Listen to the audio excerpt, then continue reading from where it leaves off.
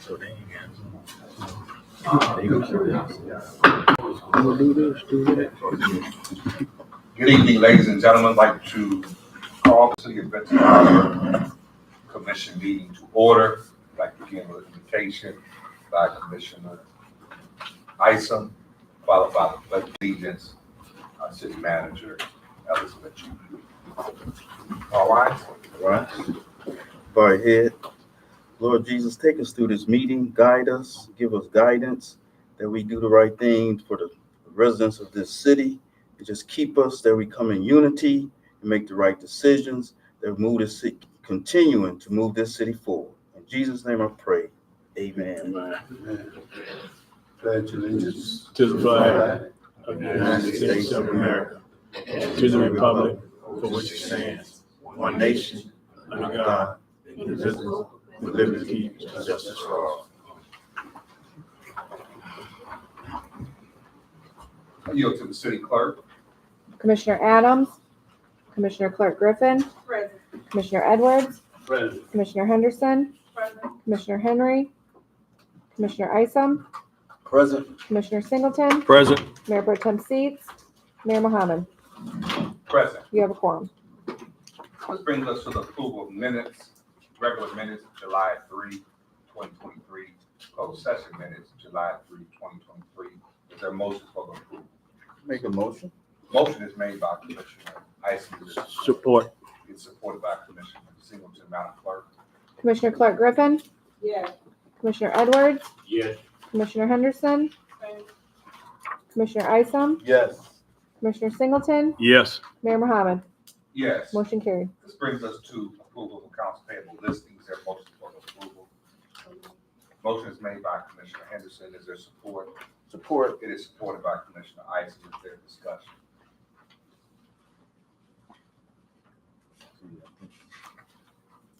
Carry none, call the roll. Commissioner Edwards, Yes. Commissioner Henderson, Yes.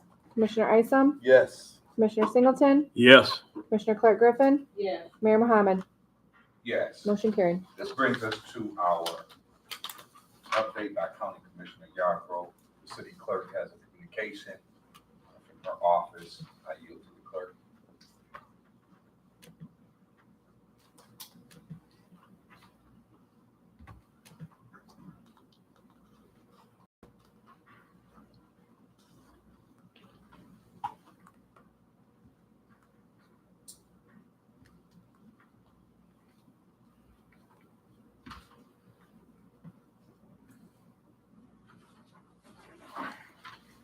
I can read it, Madam Yeah, Clerk. I can't find it. It says, I do not Thank have you. information to report today from our Barron County Commission meetings, as we had not met for 3 weeks. I look forward to having a report in the last week of August, unless I have checks information or something timely. Please relay this message to Mayor, who I'm relaying it to the residents. This brings us to a presentation, our Clean Water State Revolving Fund, by contracting company Police License Vanderbrink. Please, Vanderbrink. Yeah. Police of Vanderbrink.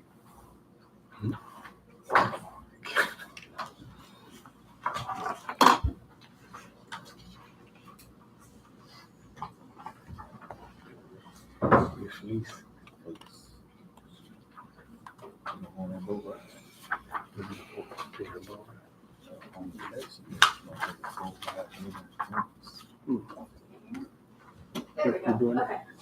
We're doing that. All right. So Okay. I want to give a little update on where we're at with the Clean Water State Revolving Fund project plan and application, and then talk about the draft administrative consent order. So you might remember I was here back in April or May, and did a project plan public hearing. And this was for the Clean Water State Revolving Fund, which is for the sanitary sewer system. So just want to give an update on where that's at. The application was made to the state. So we'll go through the status of that application, and then we'll talk through administrative consent order options, and then we'll take questions from the commission.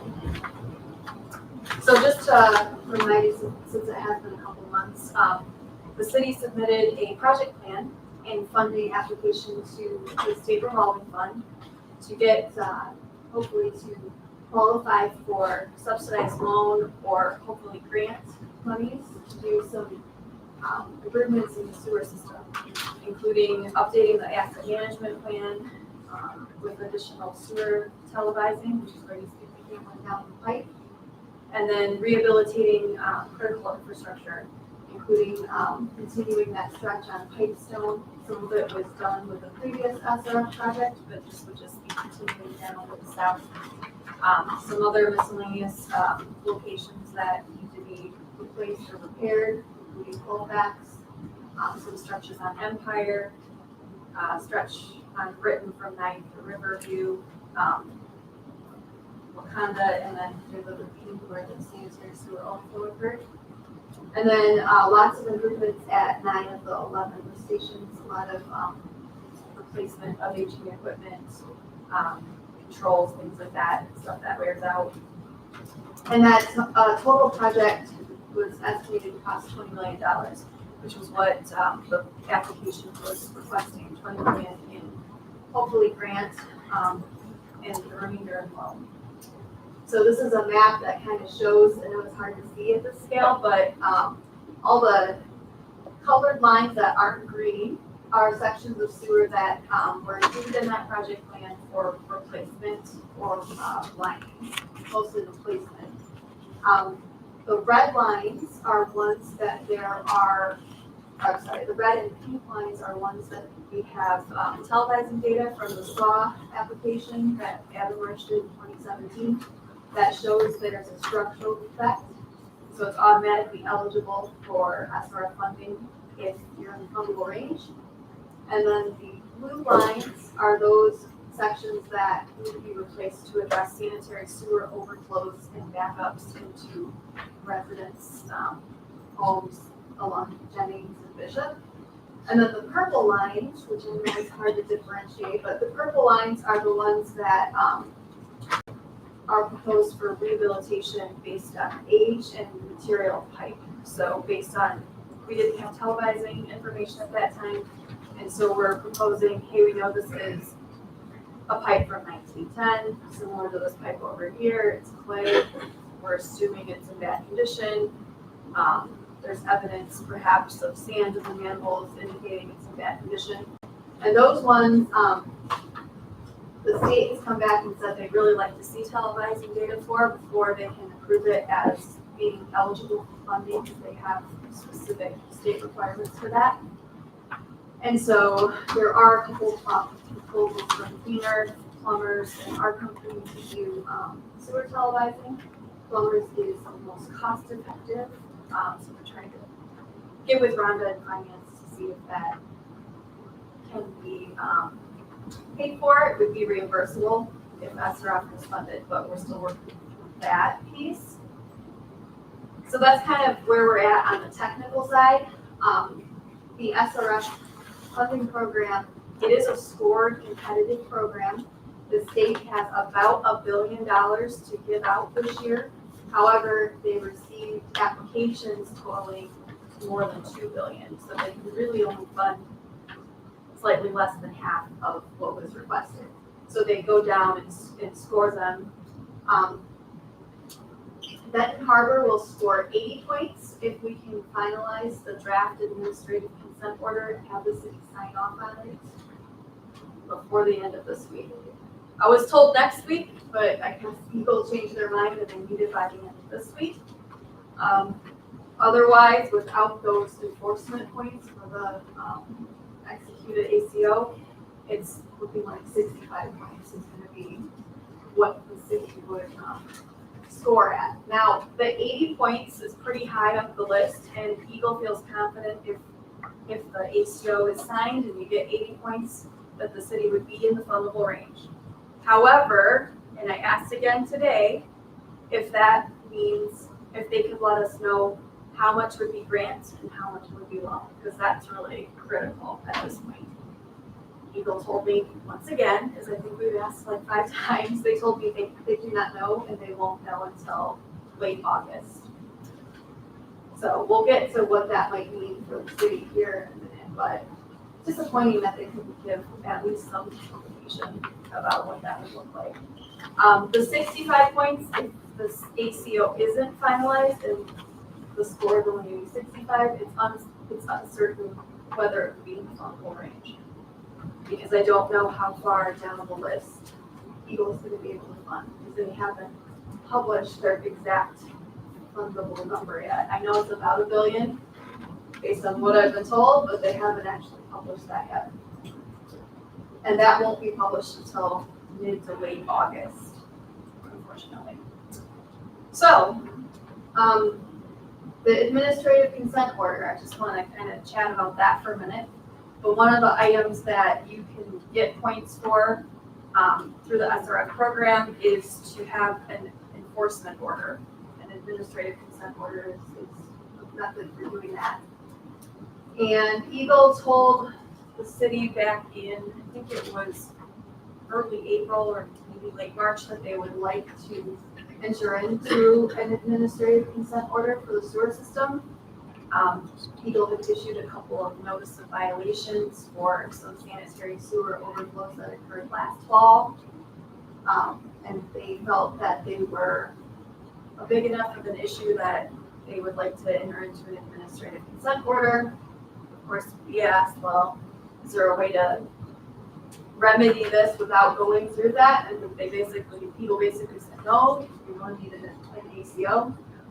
So they did not send a draft until June 28th, which is very, very short, because they want it finalized by the end of July, well, by July 21st, basically, which is a pretty short timeline to have city staff, attorney, engineering support, everybody review it and negotiate it.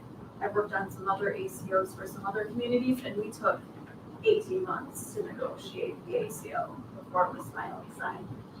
So Eagle really only gave you less than a month to do it, which I don't agree with, but that's where we're at. So Eagle needs to have that ACO finalized and signed by the city before the end of July, which they told your attorney just today, I think, that they need it by the end of this week in order to get those 15 enforcement points restored for this fiscal year, so to bring it from 65 to 80. So, the draft administrative consent order currently has a few problematic requirements in it. I mentioned that Eagle wanted to enter into this because of a few sanitary sewer overflows. And while it's never good to have a sanitary sewer overflow, they were caused by specific equipment failures at specific lift stations, for the most part, and one broken pipe. And I feel very strongly that what Eagle has put into the compliance section of the ACO drastically exceeds the defects that cause those specific violation notices. Eagle's using this as a tool to apparently require the city to fix the entire sewer system by the end of 2028, which puts a very undue pressure on the city. So they would like, as part of that consent order, for the city to televise the remaining sewers, about 80% of the system, by the end of next year, and then to put together a corrective action plan to address any deficiencies found with that sewer televising, and then to apply not only for funding from SRF for this year, but for funding for fiscal year 2026 as well. And that would allow the city to fix all of the known and yet to be determined deficiencies by the end of 2028. And a big caveat to this is there's no guarantee from the state at this point that there's going to be funding for that. So there's two options that I really see for you, or the team really sees for you. The first option is to finalize and sign the ACO by the end of this week or early next week. That would give the city 80 points, would likely be in the fundable range for SRF, but we don't know how much of that would be grant versus loan. If it's too much loan, then the city would need to look for some other grants or funding opportunities, which, as you know, is sometimes difficult to get. And then the city would need to apply for funding in fiscal year 2026 as well. And there's no forecasts from Eagle on whether that would be grants or loans. Usually, the SRF program was a loan-only program, and it's only because the state had unused ARPA funds that they even have substantial grants to give out this year. Next year, the ARPA funding will be gone, and they'll have a little bit of grant money from the bipartisan infrastructure law that the federal government passed, and it's being funneled to the states, but usually it is a loan program.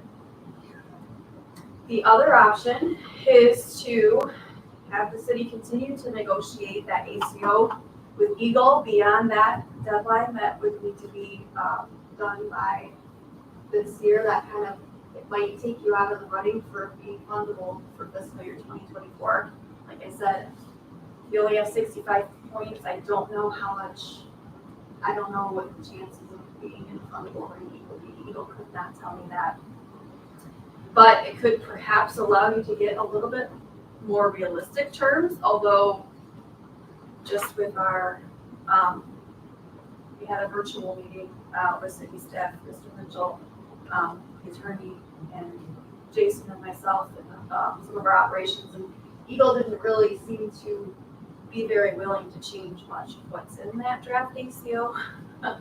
Some of the deadlines maybe, but not some of the requirements as far as continuing to improve the whole city system.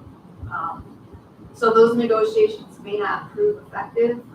Eagle might not budge, and the city might end up signing an ACO that's pretty much the same as the ACO in front of you today. They'll just probably miss the funding for fiscal year 24.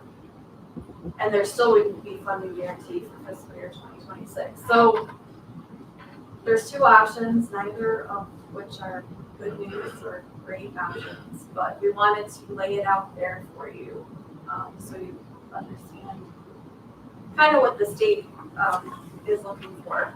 So I don't know, Jason, if you had anything to add, or Mr. Rock, did I say it right? You did. Okay. No, it's kind of what we've been talking about with Eagle. They have requested some meetings that we've attended just after they provided that ACO draft at the end of June. And we actually had to make comments for the timeframes for the ACOs to lessen some of the requirements for those timeframes. But we did not change some of the terms of what they were specifically asking for, as they did not seem that they wanted to change the percentage of the system that would be looked at, for example. Elaine just put up the actual preliminary scoring list there, and you can see the projects in 80 and above are large system projects. You see a lot of the Wayne County projects, so you're probably looking at large wastewater treatment plant facility upgrades, expensive projects. We don't know a lot of those projects, but you see a lot of the Wayne County, and then even with a lot of projects scored in the 80s all the way down, so you would probably drop about 20 spots or 10 spots, I guess, that you would fall at those projects above you. If the funding continues to be the $1 billion that Elaine was referring to, it'd be more likely they go to the top projects and then they keep going down as that funding becomes continues to be available. So, and all these communities are, like for example, St. Joseph's scored 59 on their project plan. So, the ACO does provide the 15 additional points that puts the municipality in the project like this. Yeah, you can see though, they did get a lot of applications. And even the 65 points is still at the, top of the list, but I just don't know. I can't tell you, and I wouldn't be able to tell you for about a month if 65 points is enough to get you funded or not. And even if you are funded, if that's going to incorporate a substantial grant or not. So unfortunately, the state is not willing to provide that information yet.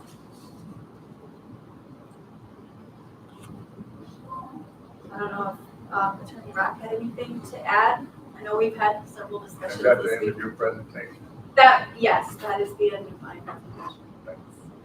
Chair recognizes. Thank you. I just had a couple of questions, just listening to the very unoptimistic report, I understand.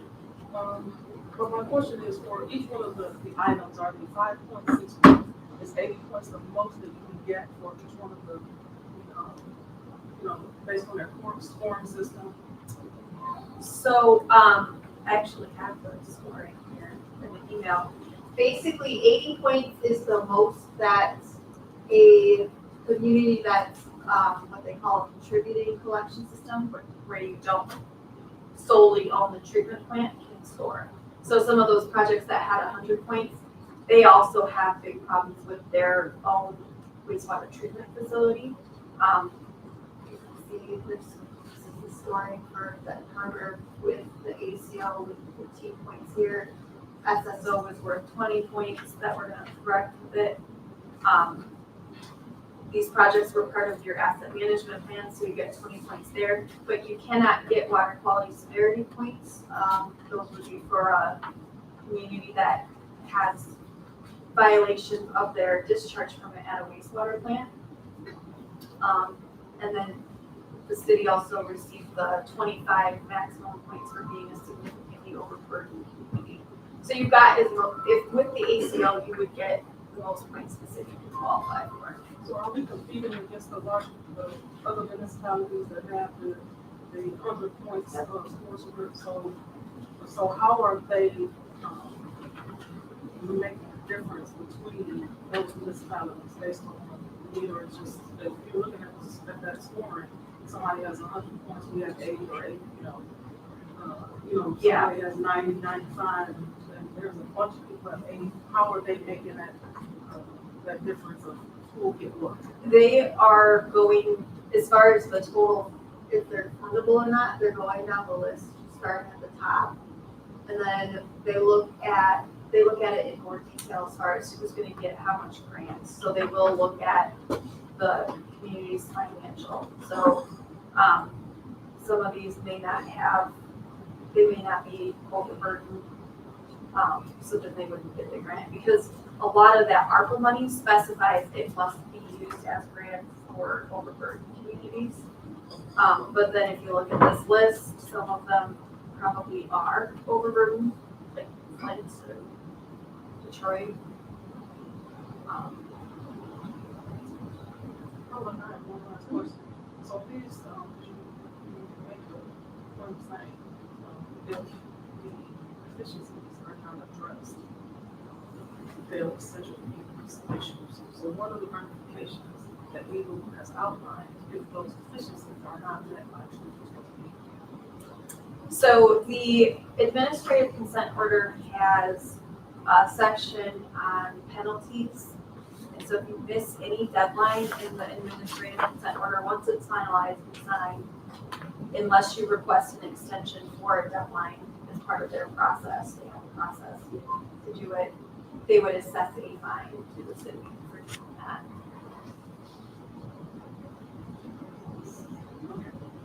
Very good. Thank you. Chair recognizes Commissioner Edwards. Thank you, Honorable Mayor. And through the chair, thank you very much for your report. Two questions, I guess it would be based on the answer for the first one. Are we the last to apply? You say we have a month, then they knocked it down to the end of this week. Oh, Are we the last one to get that notice? I'm gonna bring that scoring thing up. A lot of the facilities or communities that are in this 80 to 100 points will have or are pending an administrative consent order. I know Eagle is working on several, like 12 administrative consent orders that are drafted but not yet signed, and they all have to be signed by the end of this week. as far as the application process, everybody had to submit by, the deadline of the first, which we met. But Eagle is, their enforcement section has been difficult to work with.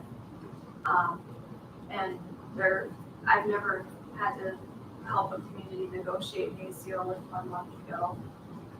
The timeline's very, very short and unprecedentedly so, but I do have some other clients that are in the same position with a very similar ACO. Thank you. Chair recognizes full board Commissioner. Okay, so I'm here, want us to make a decision by the end of this week or sometime next week. But you don't have all the details. You have a lot of I don't knows. And then you saying Eagles are caught making these decisions. Then Eagles should have been here tonight explaining because you don't even have all the details. Then you said if you don't, it's a penalty. So, I mean, I don't even know why they're not here Well, tonight. I'm gonna just clarify one thing. If the ACO isn't signed, there's not a penalty. You could choose, option 2 is to continue to negotiate with Eagle. It just might result in not being on the fundable range for this fiscal year. Then we could work to try to negotiate, have more meetings with Eagle to try to get some of that onerous language out of there.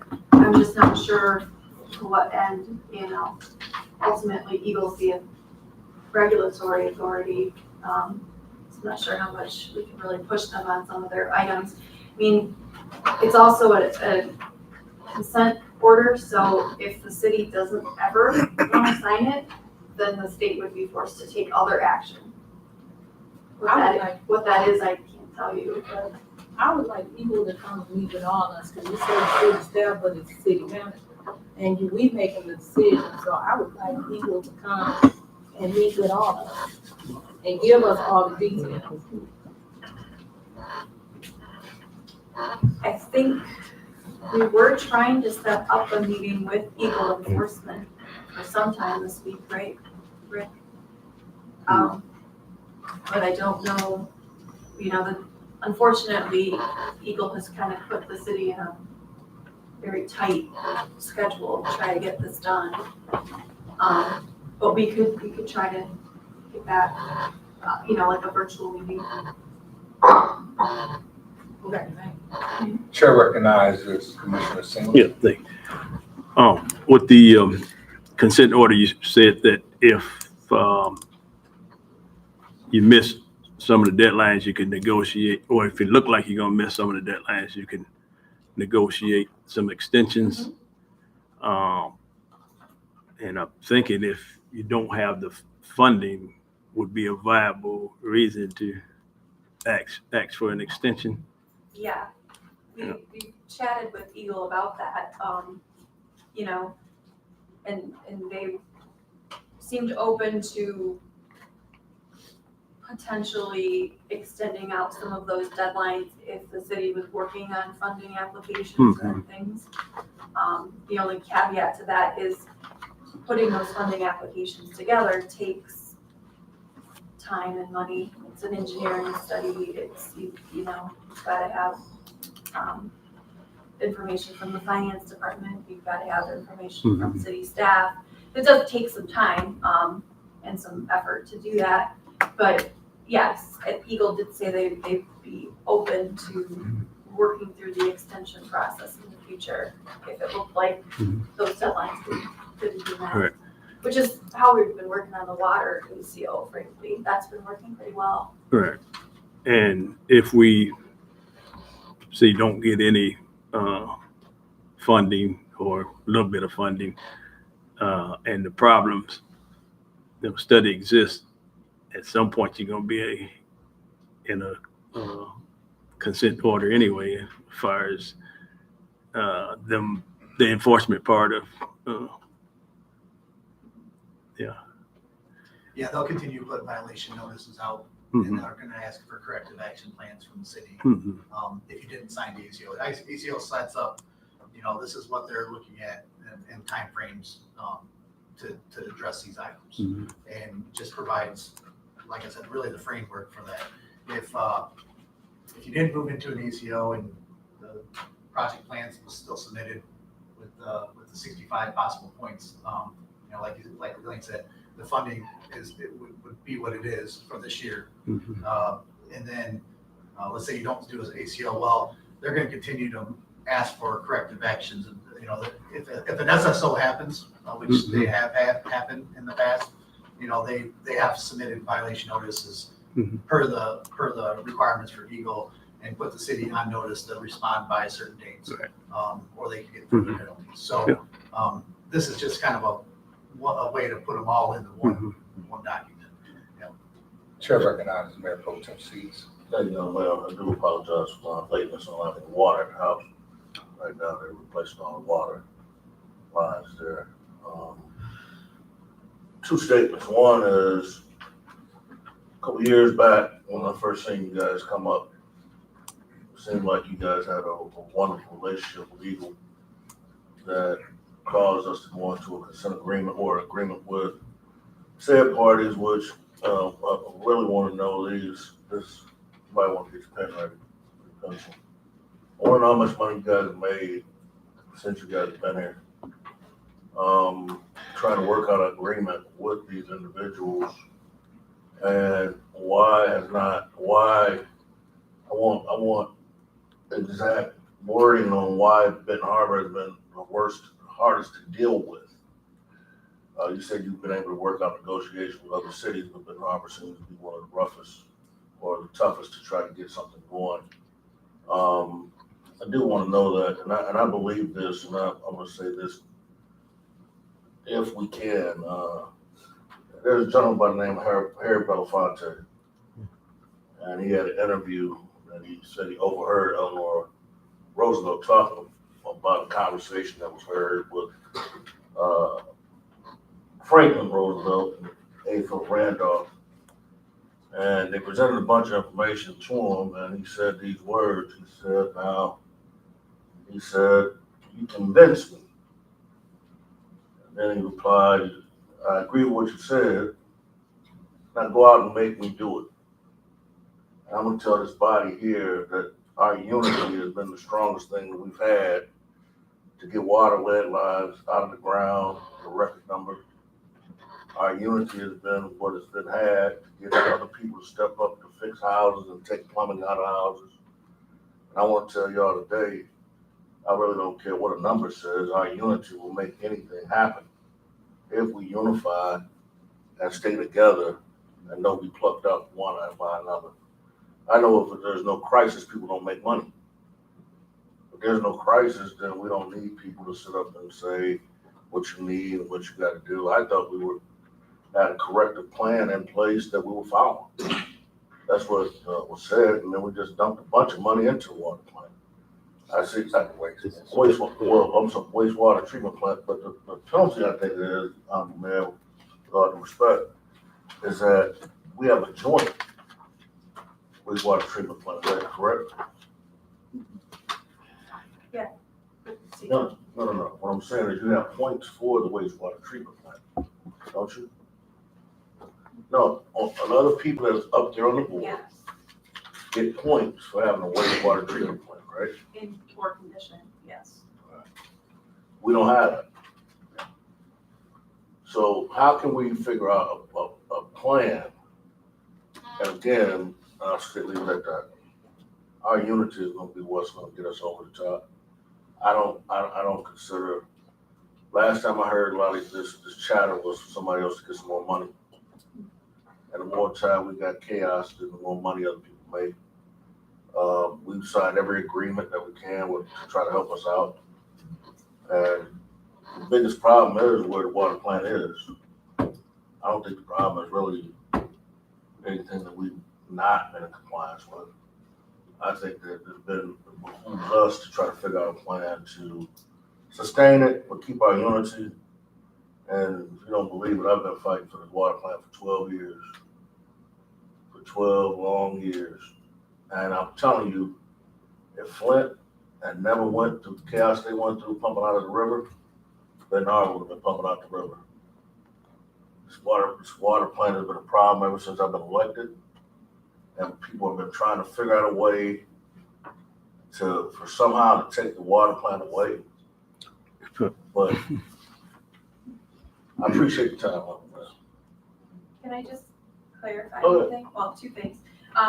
We're talking about the sewer system for starters. And the second thing is, I didn't mean to imply that the ACO for Benton Harbor was more difficult to negotiate because it's Benton Harbor.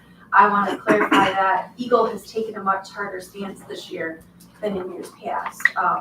Their administrative consent orders are system-wide instead of focusing on fixing specific violations like the sanitary sewer overflows. I would have expected an ACO that would require the city to just fix the lift stations that cause the SSOs, but instead, Eagle has taken it upon themselves to and require an entire collection system, wastewater collection system, asset management plan and implementation of that plan without a guarantee of funding. And they are doing that in other communities. I have another community, a rural Southwest Michigan community, that has an almost identical ACO for very similar, what I would consider small violations that Eagle has decided to micromanage, for lack of a better word, fixing their entire aging infrastructure system. Chair recognizes Third Ward Commissioner Henry. Thank you, Mayor. I can, before this new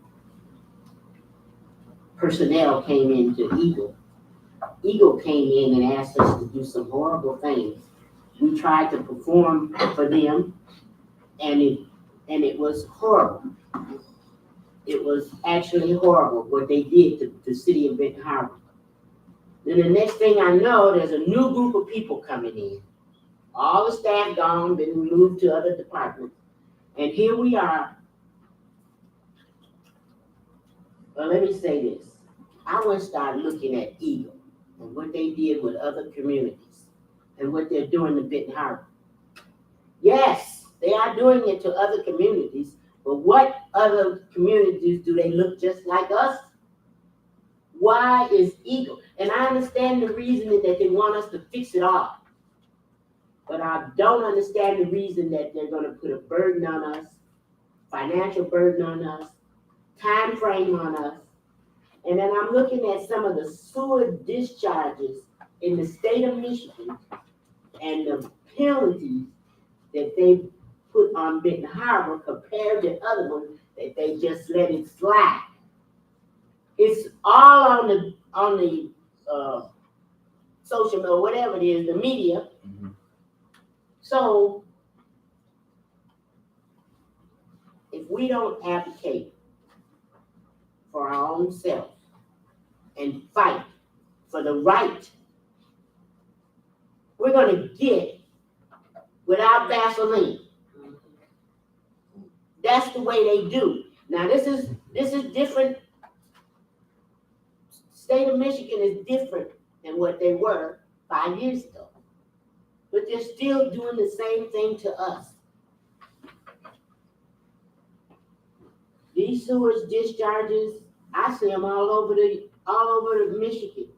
But some of the things that they're asking us to do, they're not asking the other municipalities to do. I would like to know, we had this great funding SAW grant come through. Now I understand that we only did 10% of the lines with this fantastic, I don't know how many millions of dollars the SAW grant brought in. But here we are going back to the drawing board again to look at the lines. Only 10%, 20% of the lines were looked at. With a SAW grant that was huge, I'm having problems understanding this. I know that if you don't advocate for yourself, you get it. They give it to you. And if that's what we're doing, we're getting it. They're asking us to do something that's not funded, and they already know we're under the financial gun. This looks like what happened when the state came before. It's looking just like the same thing. Some of you guys, commissioners, y'all weren't here when the state come after. But some of us were. We saw how they did it. And the players. Some of our own staff members were players in that game. So what is going on now? I'm just having a problem. I'd like to know, see that SAW grant, have somebody tell me why it was 10 or was it 20% or 10% that was SAW, was looked at. We had long conversations about this money. And I don't just can't understand that 10 or 20% cameras. We had long conversations about how these cameras were working. Now we come up with, we got to do it again. We got to pay some more money.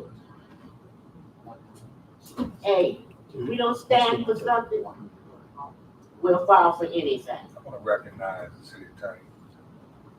To try to answer Commissioner Henry's question about the SAW grant, I think that was back in 2017, and I asked Jason Mr. Marquardt to verify it was $2 million SAW grant, and a lot of it went to update the water meters. Some of it did go to an asset management plan, and to televise some of the like 9.9% of the sewage lines. And that was in 2017. How many? 10%. 10%. And so because my understanding was that most of it went to the water line or the water meters because the city was so many millions of, or 2 million gallons of water a day, but they were only keeping track of 1.5 million. So they were losing water somewhere, and they thought it was understanding that it was in the meters. So they had to replace all the meters in the city. And can you tell me, to your memory, who recommended that? That I don't know. Did it come from the state or did it come from Albemarle? Whoever led us down the road with the Primrose Path, we got it real good. Meters, I know that at least 20% of people just got meters this year. So something is wrong. When we hear them say the money is coming and they come out the woodwork, something is wrong here. I want to recognize Personnel Finance Chairman, Mr. Nice. Thank you, Honorable Mayor. I'd like to know that part of the ACO, is it increasing the rates? There's going to be a rate increase. I know we just had one start this month, so. The ACO does not specify how the city is to pay for improvement. It just specifies that deficiencies in the sewer line, significant deficiencies, are corrected. Mm-hmm. So we have to come up with our own plan to. I mean, ideally, you could get grant funding Right. through the state revolving fund, but if, like, for instance, if it's only a 75% grant and the remainder 25% is loan, then the city would probably need to increase rates to make that loan payment. That would have to be worked through. Okay. And on the map, I don't know which ward, it was majority of the lines, 3rd and 4th ward first. It's bigger. They're kind of spread out. I don't have the Well, words laid up on here, but This help rectify the sewer bag ups and basements. yes, that would be here. These Mhm. lines had some sewer backups from some customers. Some of these had sewer overflow locations, but the ones down here were mostly based on those customer complaints that came into the Where's- city hall. Where's that? Yeah, the south South wards. Ward, okay. Those have been covered, those were identified on the project plan based on the resident calls. 100-year-old lines and all that. Thank you. So, what we do know is that the city of Benton Harbor in 2025 will be 160 years old. So the sewer system is outdated. We see excessive flooding throughout the neighborhoods, and there needs to be correction. I think we all can agree on that point, and I think that Eagle is in a very tricky position because they are also under a lot of political as well as public scrutiny. And there's $1 billion sitting in the pot that will be going away, a lot of it 2026. So this is an opportunity for the city of Benton Harbor, from my perspective, to have 85 to 90% of this funding. We started the water line replacement project with $282,000. And a lot of meetings like this of what we need to do. In fact, I signed an administrative consent order for the water. And 4 years later, 100% of the lead lines are complete. We had $26 million left over. The project was completed ahead of time, and we have money to address our water filtration plant and our water distribution system. So from my conversations with Speaker of the House, Joe Tate, with the Senate Appropriations Chair, Sarah Anthony, Biden administration, Whitmer administration, Benton Harbor is in an excellent position to receive the funding and the money that Commissioner Adams has talked about as well, that we need. We're just in a position where we have to make some tough decisions. This is speed chess. It's not goldfish and it's definitely not checkers. We have to be able to look at this from a strategic standpoint and make some strategic decisions that's going to impact the city of Benton Harbor, not just 5 years, 10 years, but this is a 50-year, 60-year move that's going to affect this community years beyond these seats that we sit in. So I think that the money is there. I think the political will is there from the state. You know, this body has forged great relationships with the state of Michigan as well as the federal government. And I think that we just have to move forward and know that we've been great stewards of the money we receive. And we've showed the state government, we've showed the federal government that the city of Benton Harbor, we know how to appropriate, we know how to put money where it should go and complete projects in respectable time as well as manner. So I have no choice to support this, work with Eagle, work with the Whitmer administration, and fix and correct our sewer system that needs to be. Thank Can I you. just add one Yes, thing? ma'am. I do think having a signed administrative consent order will definitely show the Congress or the state administration that you are taking action and you do want to move forward. They would be more willing to open those doors for funding. Well, I'll close with this. When they were, I met with the governor about the high school being shut down. My recommendation, one of them was that she watched the movie, The Iron Lady. And she said, well, Mayor, I want to make a recommendation to you. She said, I would like you to watch the movie Churchill. Mr. Churchill said, never let a good crisis know who makes it. So we're gonna take advantage of this, and in 2 or 3 years, we'll be able to look back and see more work being done as we see today in Benton Harbor. Chair recognizes Commissioner Stevens. Just want to add to that, and I think, they say high risk, high yield, gamblers was, and stock folks will say, but I think if you don't do nothing, it's like saying, okay, get the money to somebody else or get an opportunity to somebody else. And then we still come back trying to figure out how to get it done because it needs done, need to be fixed. Then the other risk, we sign, and if we can't meet it, we tell them, say, hey, we don't have the funding, and they got to, I don't see why they wouldn't extend it then. So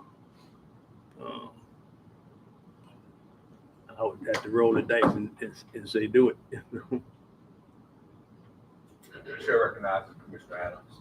Thank you, Honorable Mayor, and I'm glad that I was able to make this meeting. I do apologize for my lateness. I spent the whole weekend in the hospital, and I had to wait on instructions of a new sidekick that I have to carry now for a while. But I'm glad that I was able to get all of my answers that I needed for this endeavor of our sewer lines. I'm closer to 100 than I am 50. And when I first ran for office back in 2011, I knew then that we were setting on an infrastructural system over 100 years old. And this affords us an opportunity to get some things fixed for the generations behind us. That sidekick that I mentioned earlier, we don't know what Canada is burning and what's coming across the country. And I pray that none of us others end up with sidekicks. But it's those type of things that causes problems later on in life, that when the opportunity affords itself, that we must fix it. And this is one of them. And I thank you for answering my questions so diligently during the committee meeting. And I will be supporting this because I thought I was going to have to send Uncle Benny to break a couple of kneecaps to get that consent form signed. To make sure that we were put even on the list to be eligible to be approved for anything. And for that, I thank Abbott Marsh for complying with my demand. Thank you. Chair recognizes Commissioner Adams. We had this presentation in committee, and I believe there was a request for your document to be sent to us. If you would send it to the clerk so the clerk can make sure that we all get to see it. Because I see your map, but I can't see your map. Okay, I thought you had it, no? No, we asked for it for your last presentation To be sent.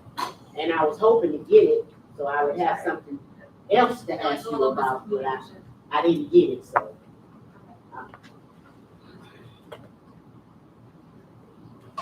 Chair recognizes Mayor Pro Tem Stevens. Thank you, Honorable Mayor. I concur with what Commissioner Henry just requested. I would ask that any all records and documentation that have been paid for by the city of Benton Harbor, grant funding or loans, be turned over, at least a copy of it to the city of Benton Harbor. Over on Cross Street, there was a sewer line that broke, and there was no record of it anywhere. But I know that there was grant money that went out for them to go smoke the lines and find out where the sewer lines were at.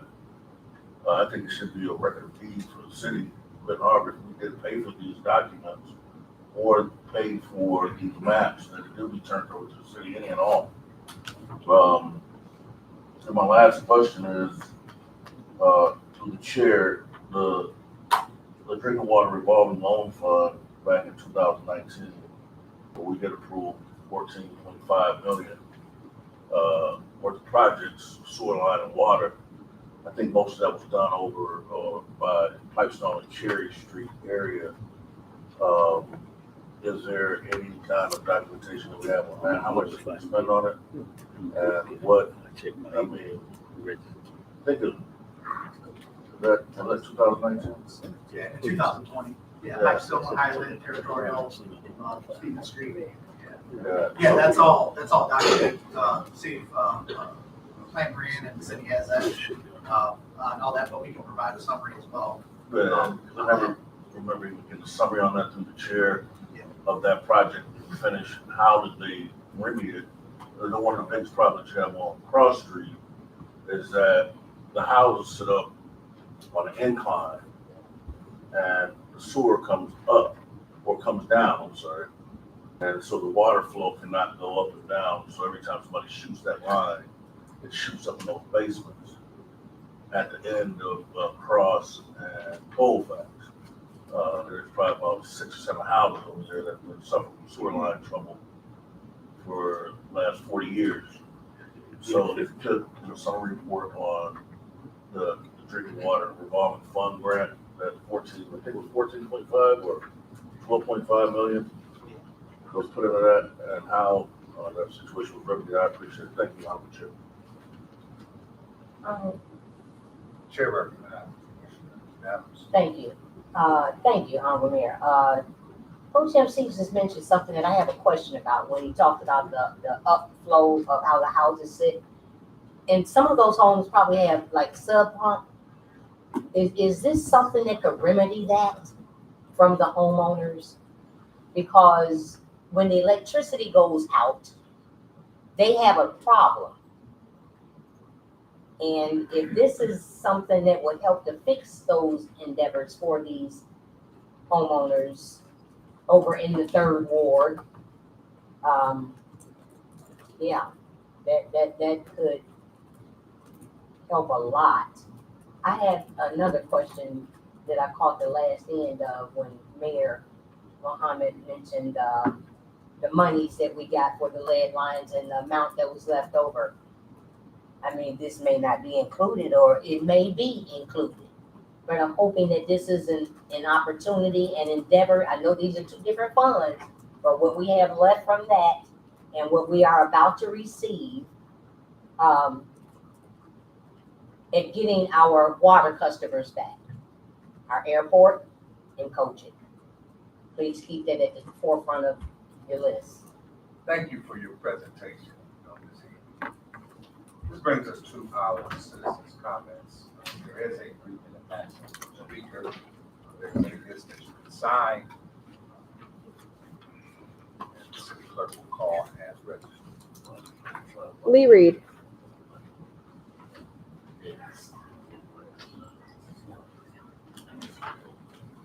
Good evening, Commissioner. Evening. I hope that y'all had an opportunity to take a look at the 70% draft. Hope it raised a lot of questions for you. I have arranged for you another town hall meeting with Mr. Lippens of McKenna, our consultant for the fusion plan. He wants to come out, talk to you about it, answer any questions that you might have. You also will need your feedback.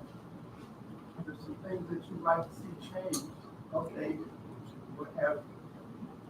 So we'll be here Tuesday, July the 25th, in this chamber, 6 to 8 o'clock.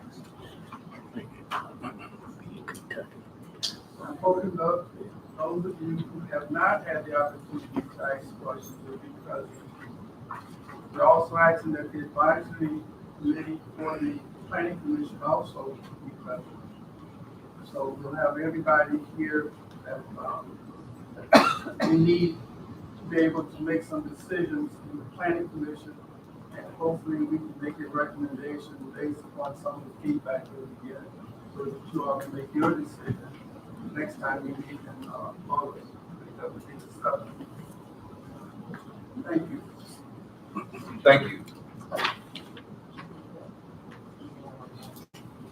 Yeah. Michael Hoy.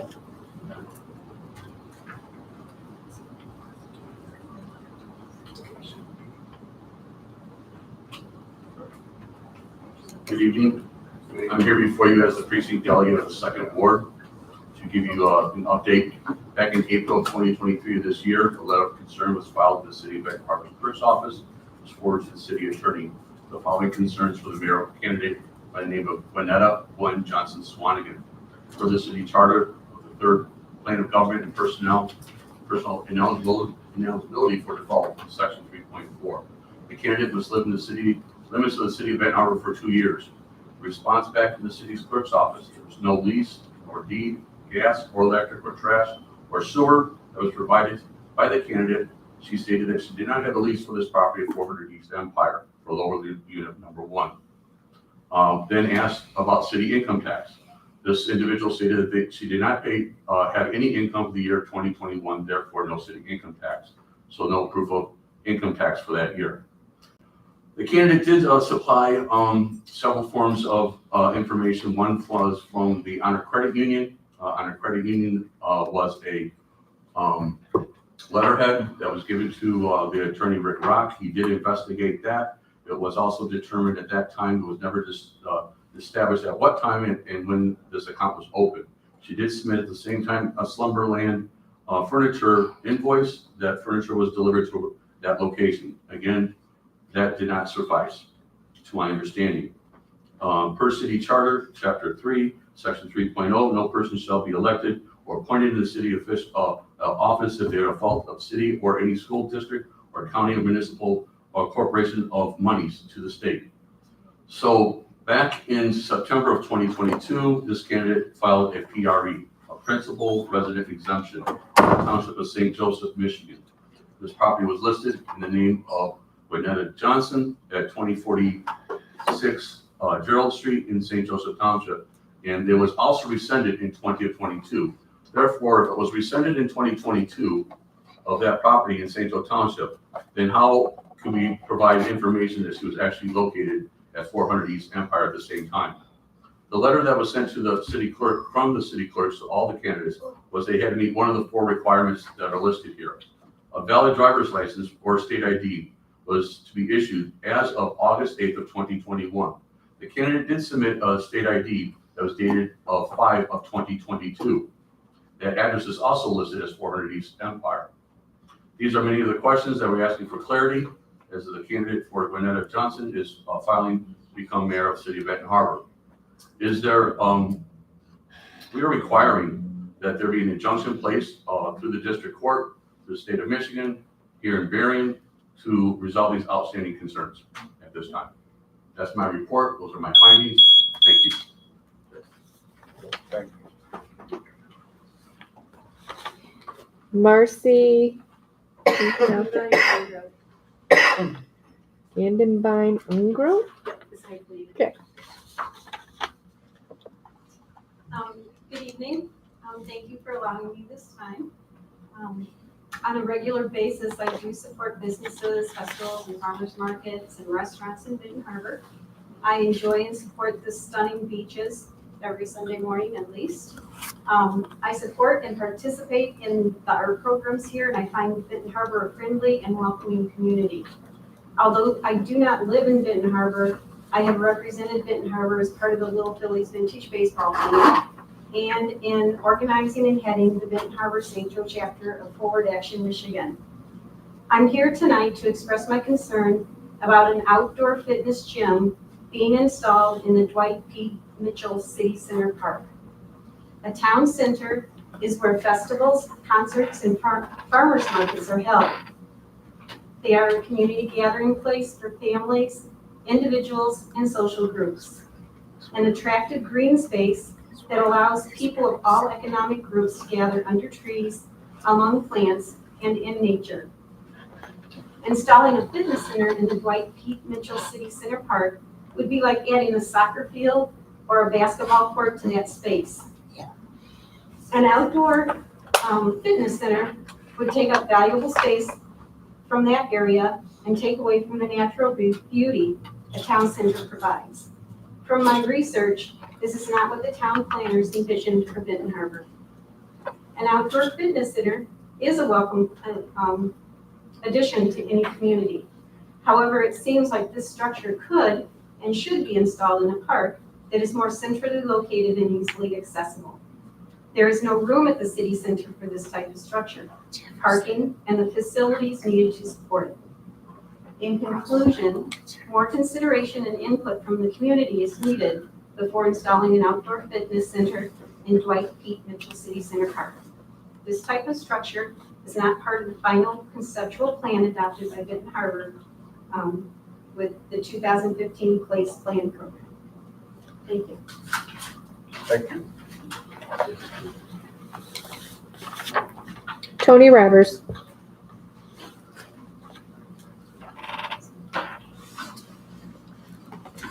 Hi, I'm Tony Rivers. I'm on the Great Boy, and I'm glad to meet you tonight.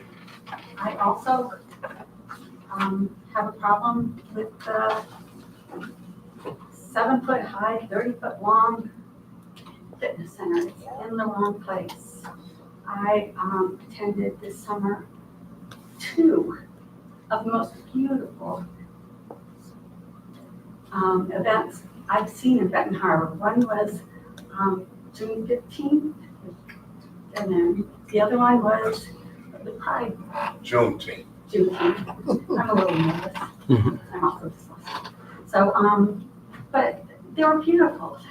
My daughter painted, with like 4 other children, painted 200 faces on those kids.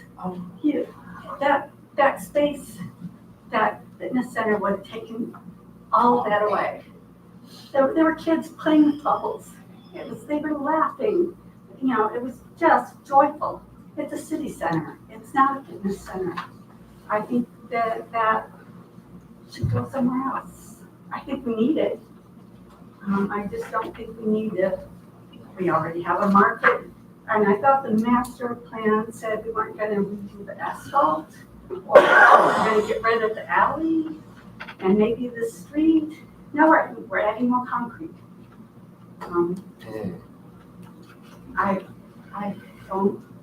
I'd love to see some pride in my community. And I love my community. I love living here. I love being a part of all of you. I just don't want a fitness center on Main Street. Thank you. Thank you. Richard Roberts.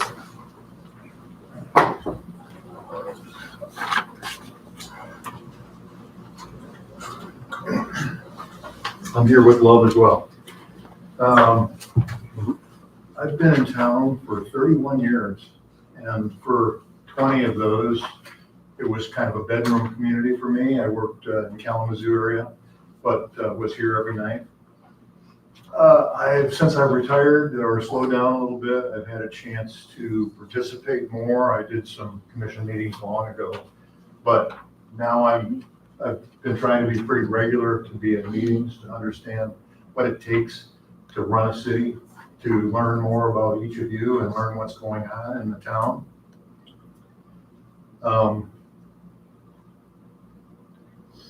I've been present to presentations of studies talking about the financial condition of the city. We're as aware as we can be without a financial manager to answer our frequent questions.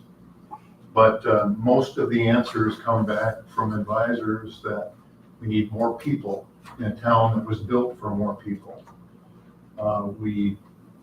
Basically the writing is on the wall, and the master plan people are helping us assemble this information. The state is telling us it's very clear that we need more people. In order to get more people, we have to plan for more people. And we have to take a system which we're all acknowledging is hundreds of years old or 100 years plus, and turn it into something that will survive. The mayor made a point of, we want to go out another 100 years. That takes an effort. The planning that took place in 2015, referred to as Square One, the Michigan Municipal League, helped many of us in the city, I don't know if we were all here, but helped us create some really good ideas to be executed if we chose to. And I think a few of those have been executed, and I will say rather poorly, really. I'd like would have liked more to happen than did. The mismatch of the farmers market pavilions, there were some grand ideas. And I don't know how they got whittled down or why they got whittled down as they did. But we have two buildings out there that have been questioned. Why aren't they together? Why aren't they bigger? They don't make sense with what we're trying to do with them. So there are a lot of questions, and there are a lot of questions asked. I hear questions from you folks, and we ask ourselves. Answers are infrequent, and I think we need to make do a better job of that.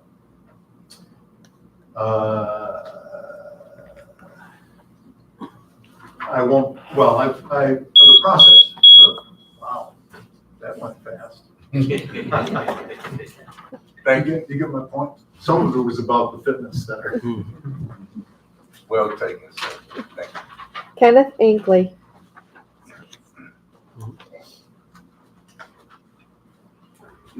My comments will be very brief, but not surprisingly, they're also about the fitness pad. In 2015, the city requested technical assistance from the Michigan Municipal League through the Place Plans program. They led an inclusive community engagement process to envision a new concept plan for City Center Park's physical layout. The result was a cohesive plan for an attractive space with common design elements reflecting the vision of hundreds of community members. This was an 8-month process and considerable effort went into it. City Center Park is one of the city's most important public places. Its potential is undeniable. While I applaud the fitness station, I strongly urge you to consider an alternate location. City Center Park should truly be one of the city's most attractive and impressive spaces. It is deserving of a thoughtful overall design. The random addition of a fitness pad on the busiest corner of downtown in close proximity to the soon-to-be installed Martin Luther King Monument seems wholly out of place. Please consider the potential of City Center Park, its future, and the important place it occupies in our downtown. Please consider an alternate location for this fitness installation. Emma Kennard.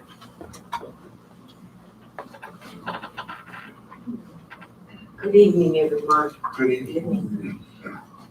I'm here to just speak in reference to some of the things that I spoke to you before. And I did enjoy that the young man did bring up the fact that we're in violation of our own charter. Here, we don't have an financial manager. We need one to keep track of the money, where it's going, how much is going out and everything. You cannot operate the city. And it's been how many years that we've had a consistent finance manager here? It's been well over 4 years. I mean, you have them here for a while, and they say you don't give them the information that they need, and so that they can put things in place. So I'd like to see that happen, because as long as we're not getting answers, that makes people discouraged. That's why sometimes people don't want to come down here, because they said that we're not on point, we're not transparent. And when you all sworn to your oath to be a voice for your community, you're in violation of that, because these people are not getting transparency. I'm one of them that has sat here and saw that. And one of the things that I want to speak to you all on, when we fix up things in our city, such as the alleys, we need to enforce regulations that people cut the weeds from behind the fence there to keep it clean, and to keep those alleys clean, as you're gonna end up with the same problem, messed up alleys. Then our streets, I see portions of them being fixed.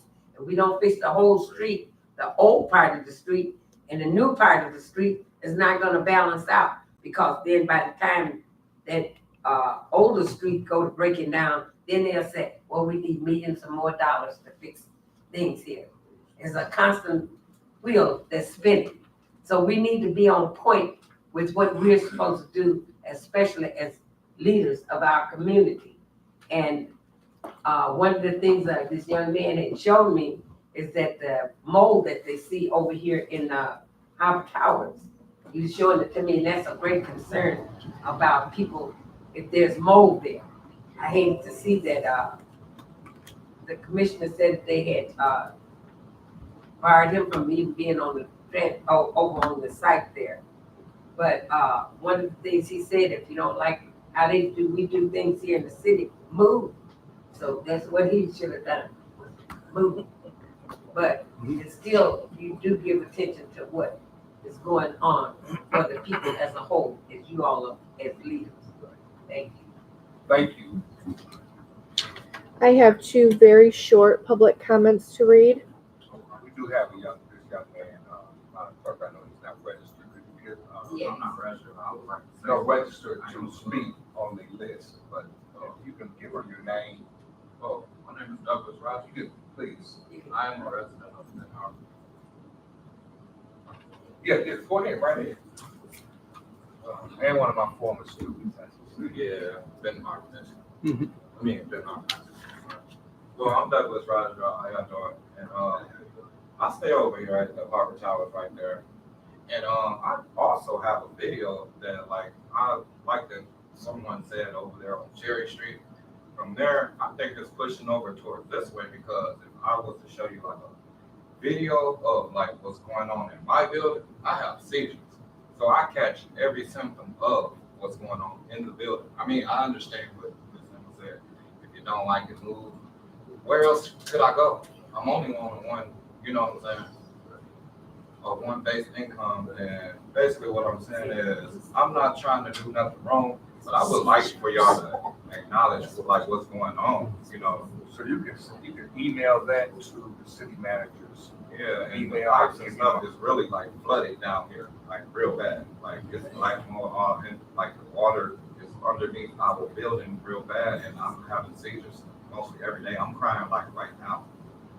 If Jerry wouldn't told me that y'all would have it today, you know what I'm saying, I wouldn't have been here. But I'm going through a mental state, and then not just that, you guys, if y'all was, you know what I'm saying, y'all paying, like you said, y'all paying for the city and stuff. How come y'all not sending out fines when y'all seeing these young people throwing paper and stuff and fighting? You know what I'm saying? Because I'm one of the people that's picking up this paper and I'm not getting paid for it. You know what I'm saying? But it should be more like younger black people or white, whatever, picking up paper. If you see them throwing down, oh, you finna get a fine or something, you know? Because there's some people that's still young like me that still appreciate things. That's all I'm saying, you know. And I thank God for you, and Marcus Muhammad, you've been real good. I love the thing that y'all built right here. But that's another problem, because you have black people that want to come and just mess stuff up, you know. And I think that you guys should start giving fines. That's what I think. Could you email to the clerk? Can you repeat something he said about him being one of the young black persons that what? That's on the resident of Benton Harbor, Michigan. Said something about Karen. Yeah, that's So we do have some that live in our tower. Yeah, I'm 37 years old. I do. They just happen to be disabled. And this one's the main streets that, you know, that's dirty, because the people at the Harbor Tower come out, throw bottles. If it wasn't, I say, if it wasn't for me or for people that's getting tired of staying here, y'all whole building in front of here would be trash.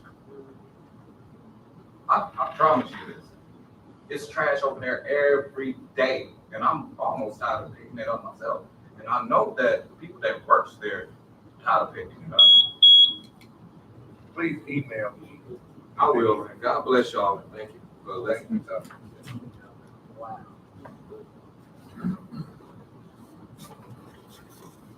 Dear Commissioners, Honorable Mayor, and City Manager, I would like to comment on the proposed site for the Priority Health Fitness Court. While exercise is truly important for everyone's health and well-being, City Center Park is not the best fit for equipment of this magnitude. I've seen the fitness court in Berrien Springs, and it is very large and takes up a lot of real estate. It would be more appropriate and accessible to place something like this in one of the neighborhood parks or even Jean Clark Park, where people go to exercise and enjoy the outdoors. Please consider a different, more suitable site for the fitness court. Respectfully submitted, Jackie Johnson. As a citizen of this city, I would like to express my opposition to the installment of the fitness park in City Center Park. City Center Park for years has been unused as a gathering place for community events, art fairs, concerts, etc. City Center Park is not the best park to install this fitness thing. Why not Hall Park or somewhere else in the downtown area? How about tearing down some of the empty buildings or utilizing an empty lot area for this? Frankly, I don't want to go to a concert or community event and look around and see people working out. There is a place for everything, and City Center Park is not the place for this. Personally, I feel that adding this to our park is only a deterrent for anyone to want to have an event there. Is that the real goal? There won't be room to have a community event there if you add this fitness thing. This particular park is not big enough. Find somewhere else for this. Thank you, Joyce Vance. No other comments. Thank you, Madam Clerk, for all those participating. This brings us to our consent calendar. Are there any items that should be separated? The Chair recognizes Commissioner Isom. Thank you, Honorable Mayor. Resolution to approve the placement of Priority Health Fitness Court on the northwest corner of City Center Park. Number 3. Number 1. Chair recognizes Commissioner Adams. Number 1. Chair recognizes number 1. Noted.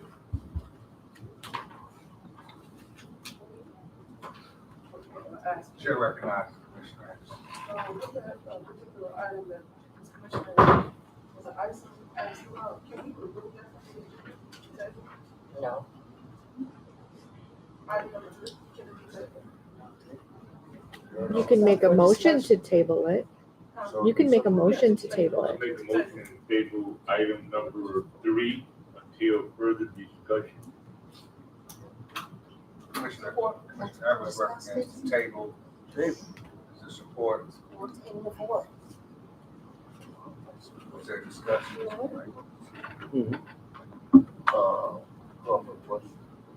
Madam Clerk? Commissioner Henderson? Yes. Commissioner Henry? No. Commissioner Isom? No. Commissioner Singleton? No. Mayor Pro Tem Seats? This is the table, right? Yes. Commissioner Adams? No. Commissioner Clark Griffin? No. Commissioner Edwards? Yes. Mayor Mohammed? Yes. Motion failed.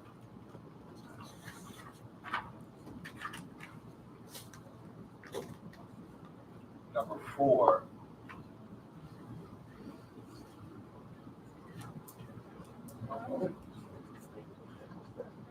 Wait a minute. No, wait, it's not back up. Number 4. That's the one we just tabled. Which one we just tabled? Number 4. Yeah, it's 4. So number 4, it will be addressed after closed session, correct? Steve, Attorney Schwartz asked for it to be in the open agenda. Oh, number 4. Okay, we know.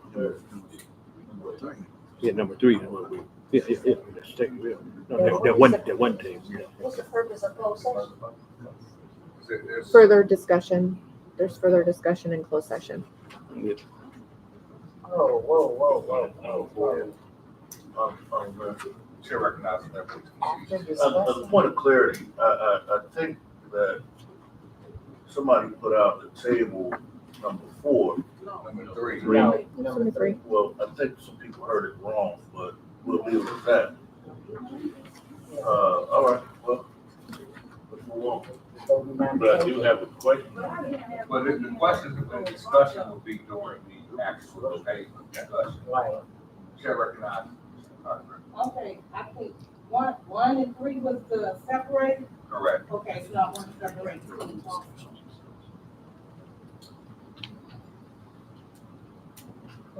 And I'll separate number 4. Okay, here's one session. The motion for the approval of Motion to approve. a resolution to designate an agent to act on behalf of the city to act as the applicant's agent to respond to sign necessary documents. Make a motion to Motion is made by Support. Commissioner Adams and supported by Ms. Pepper. Please, I'll read the resolution of does not specify.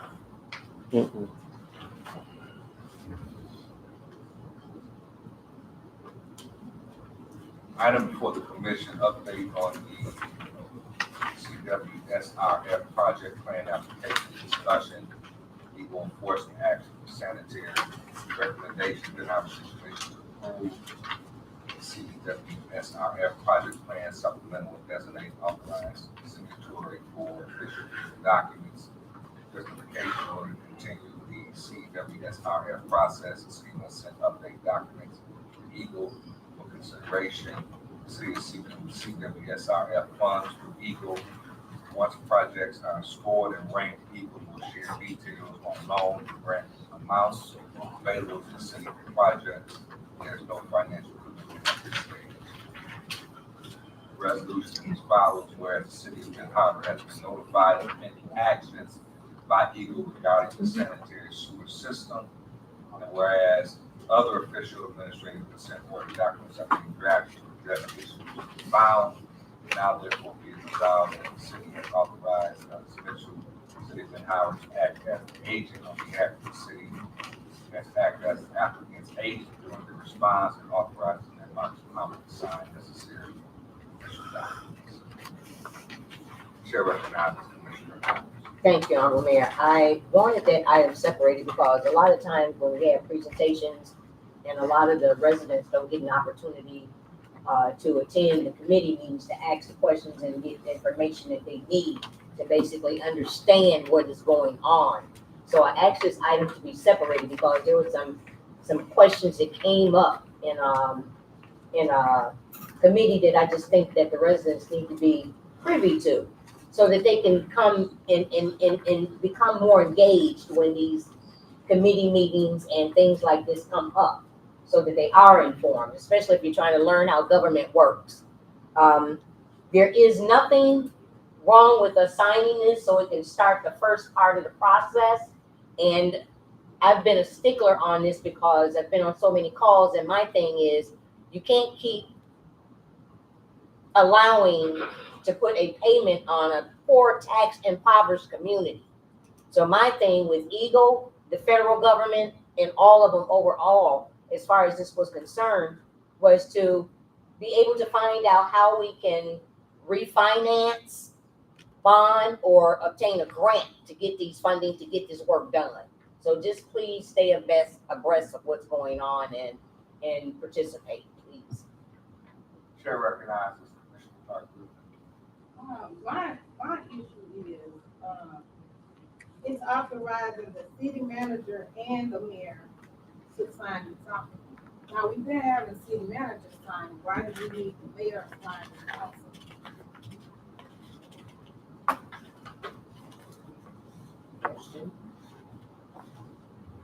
The mayor is authorized executive head of the city, for the city charter. The last administrative consent order signed by the mayor. The city manager is the agent that executes the administrative side of it. But as far as the executive signature of the city, not by me, by the charter, but the residents voted to be it. I already understand how it works when the city manager sign it, so why, if that's in the The city charter, why? manager did not sign it. No, I mean, if the city manager, okay, why are we asking for it? Why is this on here then, if it's by the charter? Well, he's saying that he is the agent, the acting agent. But it is a good question, because federal money, state funding, the mayor's signature, no matter who is the mayor, signs for the documents.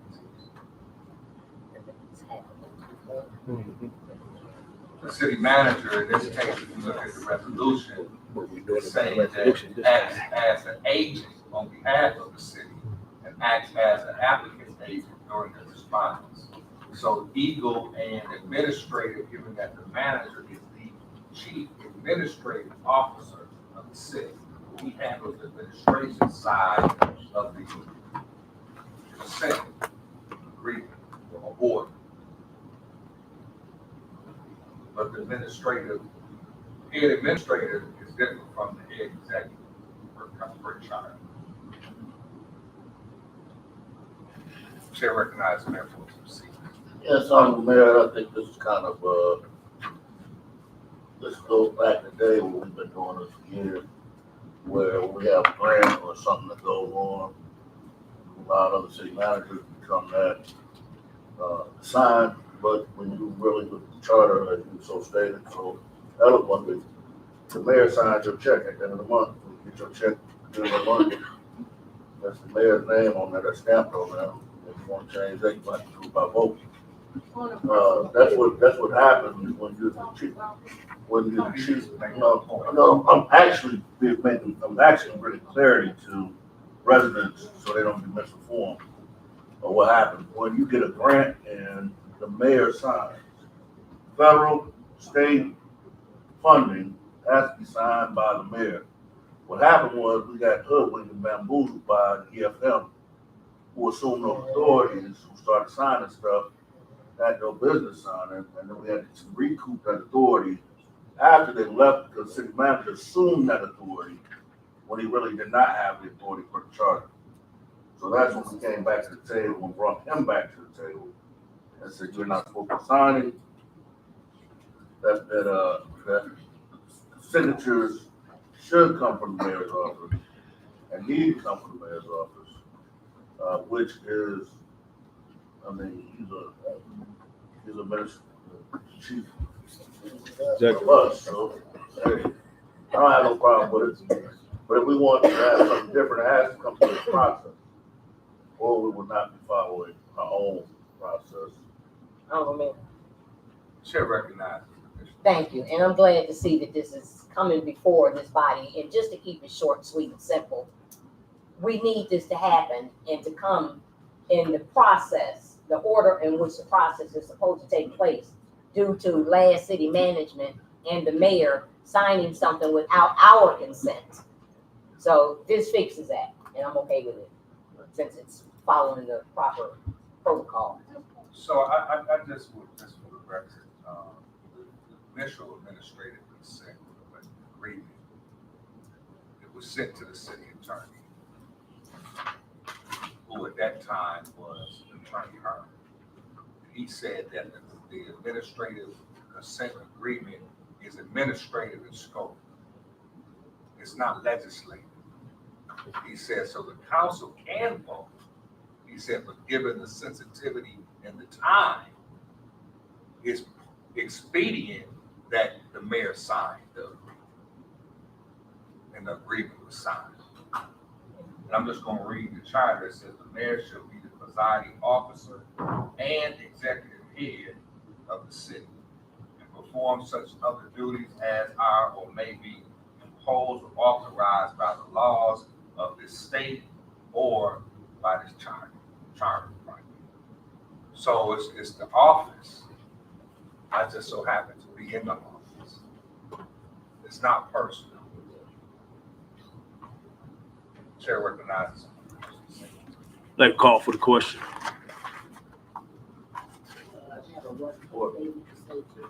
The third ward commissioner, Henry is recognized. I understand that, and I'm glad that the process has improved. But if the 8 of us elected officials don't get the information and it stays in office, I have a problem with that. Mayor Muhammad is known to keep information from us. Sign documents without us knowing. So now, if this is gonna solve the problem, that whoever the mayor is cannot just do that anymore, I'm for it. But it's got to fix the problem, because there is a problem. When the rest of the body don't get information and don't know the mayor has signed it or the city manager has signed it. So are you revising? So I'm thinking if this is gonna fix the problem, I'll go to legal, It's already said. will that fix the problem? Will this resolution fix that problem? To where the rest of us know when a document needs to be signed. Yeah, we all need to know, because this is a team Yeah. effort here. Yeah. So there's no surprises. That makes sense. All right, thank you all. Just, clarity, for the sake of this conversation, this was the first time that the mayor had to sign documents. Every time. For, things that needed to be signed based on the charter. It doesn't even need to have to be voted on, it could just be approved without even coming before this commission because it is in the charter. So to have this level of transparency, I think is great, but based on the charter, he doesn't even need to bring it before the commission. So I think it was an extra step on his part, wanting to be transparent and wanting this commission to have this information, but based on the charter, you don't have to do any of that. And this is not the first time that documents have been signed by the mayor. So I don't understand why this is becoming a spectacle tonight. It shouldn't be. This should be a process that should be voted on and we should be done. This shouldn't even be happening. And again, we cannot make things personal. This is business. If you want to be the mayor, run for the mayor's seat. Personal. Thank you. And that is a point of order because I am point of order. I call for a question. Point of order. Question. Point of order. Madam Clerk, please call the roll. Can I get my Point of order. question answered from the attorney before you call? What does it say? I asked a question. Question been called. No, I have a question before it was called. So I'm determined to get an answer from our attorney. Going on my That's gonna elections fix the work. problem. Jesus. So this resolution states that this is authorizing the city manager to execute the administrative consent order that is being drafted to address those issues that were found by Eagle.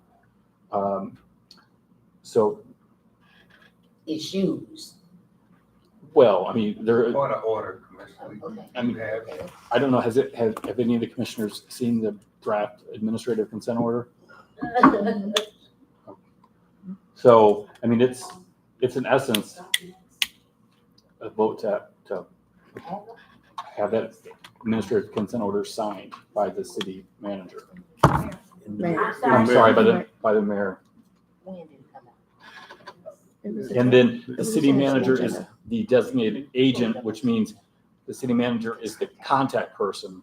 And so, and the point person on behalf of the city in dealing with Eagle and the administrative consent order. That's the same opinion that Attorney Hearn gave, identical. It was a different manager at the time, same mayor.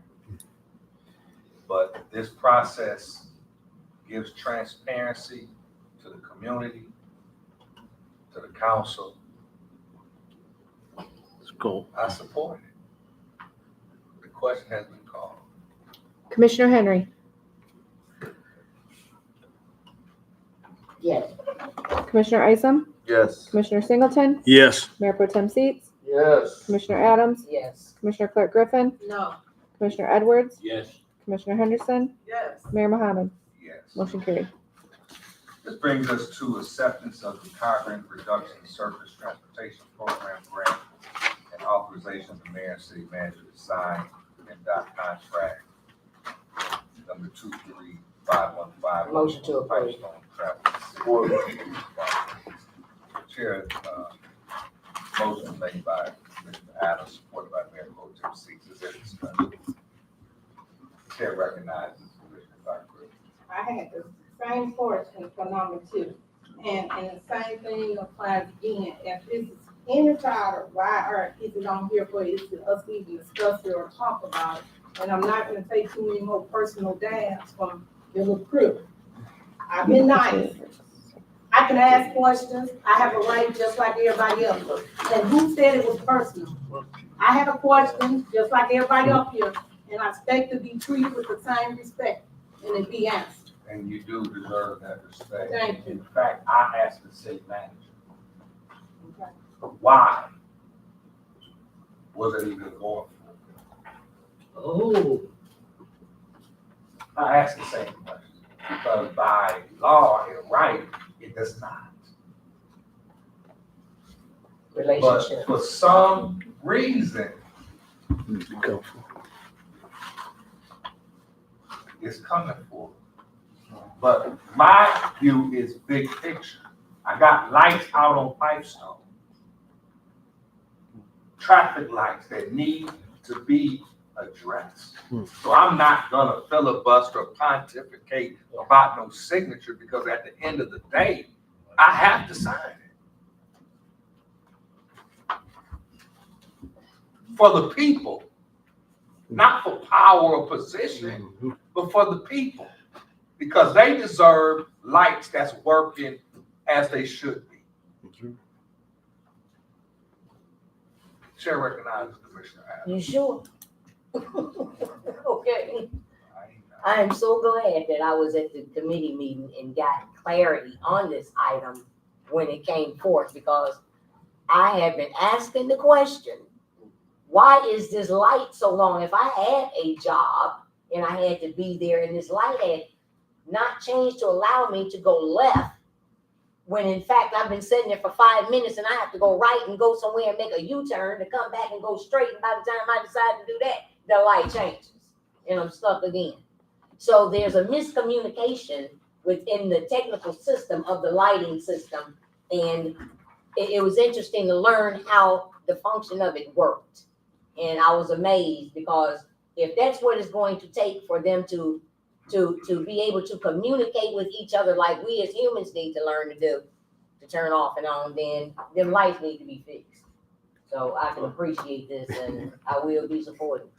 Chair recognizes Mayor Pro Tem C. I call for a question. Well, Commissioner Singleton. I'm sorry. And this gentleman. Yeah, it did come through the Public Safety Committee meeting, and it was explained. They did a great presentation and gave the reasons, by which made a lot of sense. Pipestone, one of the major thoroughfares. So to get traffic flowing like it needs to, and it also talked about how it would slow down. Because if you're doing this excessive speeding, you're gonna run some lights, and yeah. So it made great sense. I think safety wise too, when you look at the safety of the community, we do have a high pedestrian community. A lot of people walk, so it made sense, and I can support it. Thank you. Chair recognizes Commissioner. Thank you. There is a cost to this project, and my question is, does it come out of local streets, major streets, or where is this money coming from? That's little over $50,000. So that money, where is it coming from? So that's a great question. Commissioner says that in the financial impact, project funding is through carbon reduction program and surface transportation program funds, which are federal funds already in place and administered by MDOT. The low bid received by MDOT was from Wright Electric Construction, an amount of $193,647. The city is responsible for the remaining $38,247 plus engineering costs of $25,000. That funding will come from what budgeted item? Local streets. Local streets. Thank you very much. Both of them? Is it local major? Both of the fees come out of local Major streets? major streets. Major streets, public major streets. I'm sorry? Major streets. Is it major streets? local streets. Come on now, don't. Pipestone is a major street. Pipestone is a major street. Major street, it's coming out of major streets. Okay, thank you. Pro Tem call for the question. Yes, sir. Commissioner Isom, Yes. Commissioner Singleton, Yes. Mayor Pro Tem Seats, Yes. Commissioner Adams, Yes. Commissioner Clark Griffin, No.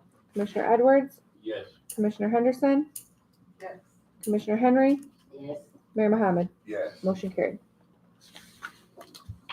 This brings us to item number 3. Resolution to approve the placement of the Priority Health Fitness Court on the northwest Motion to corner of approve. the city center park. Motion is made by Commissioner Adams. Is there support? Support. It is supported by Commissioner Isom. Is there discussion? Chair recognizes Commissioner Clark Griffin for the board. Okay, so I understand this voted for May the 21st, long before I took my seat. But I have since saw the grievance that was requested by one of the commissioners. And from what I seen, it stated that the city would approve it, but it don't say where in this policy. Also, I was told that the size that's being requested now, it was twice as, you guys agreed, correct me if I'm wrong, so twice as small as what's requested now. And that is the full board, and I heard some of my full board resident complain, not in agreement, they want to see it. So I just stand by my residents. Thank you. Chair recognizes Mayor Pro Tem Seats. I'm Mayor, with all due respect, I would just suggest us to do this, maybe we put it in the old building that they just gave away, or just add somewhere else, find a way to put it in the armory. I would rather see them revitalize the army with this money and make it into something where they can have that big health monument that they wanna have there.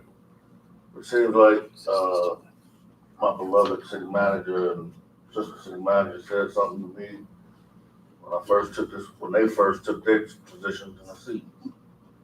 They said, God ain't making no more property. And, I don't think that we necessarily need anybody putting some monstrosity there. We have buildings that we can put it in. Why don't we give them why don't we let them go ahead and take the, honorary? We got another building back here on Paw Paw, 200 Paw Paw, they can put that in there. They have more than enough room. And if they want to do it outdoors, they can take that whole parking lot there and put it outdoors there and use that rest of the building for swimming pool, locker room, whatever they want to do. But I'm not with giving them old property up and letting people do it. Why don't they put it downtown St. John Arts District?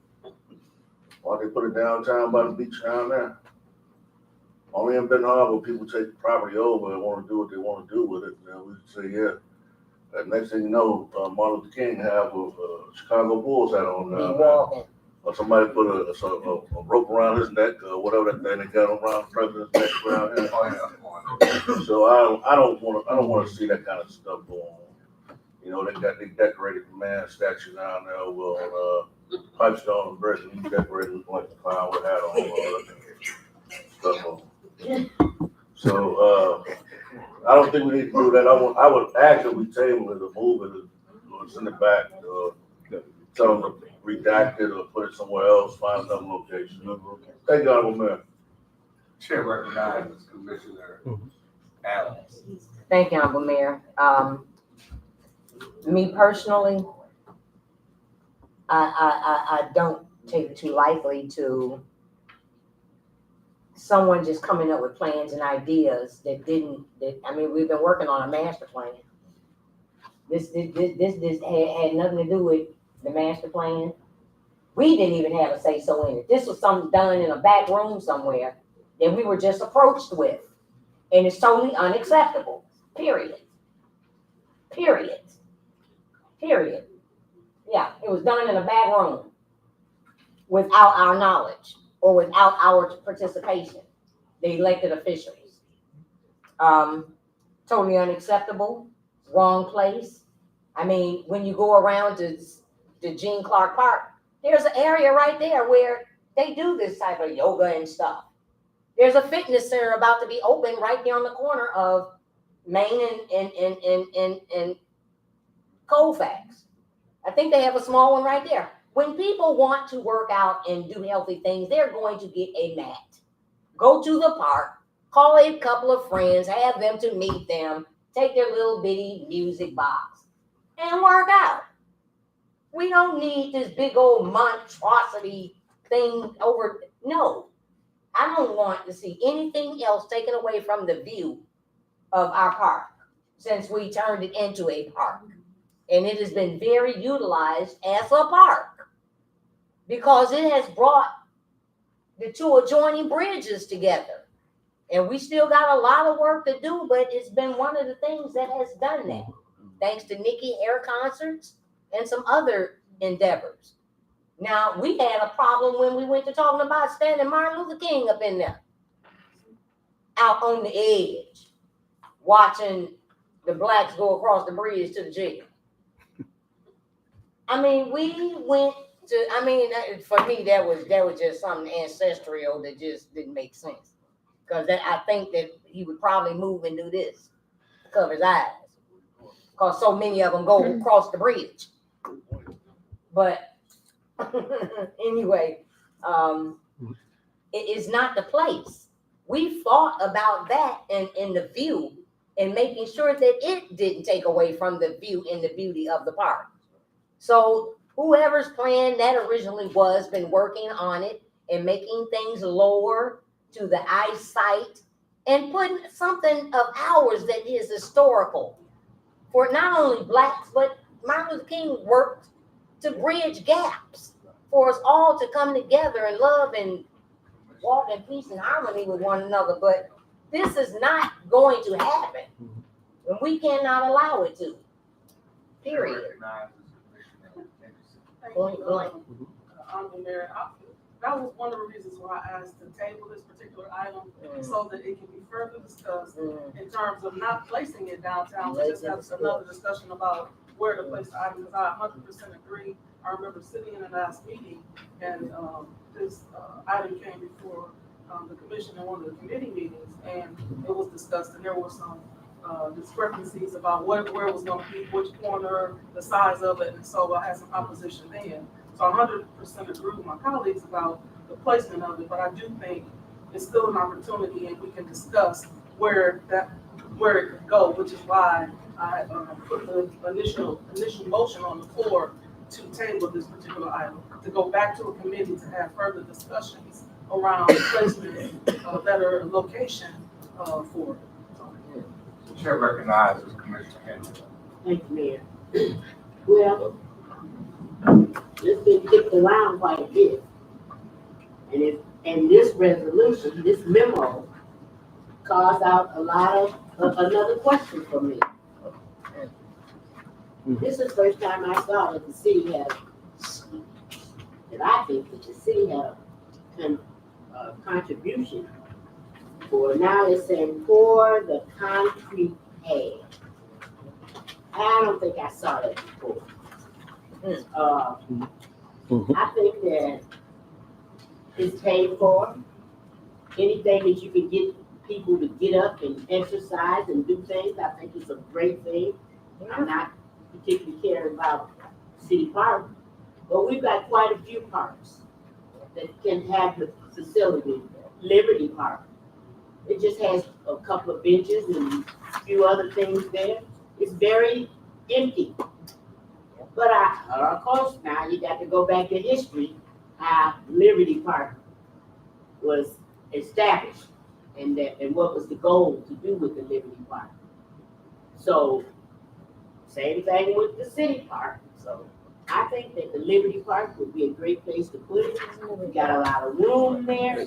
We got a lot of people that are, if you don't put it close to Main Street, so some of the ladies that are bending over and pushing around, don't put it close to Main Street, you shouldn't have any car accidents. Oh, that's part of the issue. It's not just that, it is gonna be an issue. People out there exercise equipment close. So, yeah, I think that Liberty Park would be a great park. We have quite a few other avenues that, we could put that in. I know when they put the Italian and the Korean and all of their flats, all of them flats have a lot of territory on that flat. So you can put them anywhere. So I just We wanna have know- the land, and on top of that, we're just collecting land from the land bank every month. So we got acres and acres of land. Yeah, I wanna, ask whose idea, because the city council, we did support the idea of a workout fitness outside. But whose idea was it to put it in the city? Dwight P. Mitchell. I don't wanna, we just now saying city center park, is Dwight P. Mitchell. City center park, whose idea was it?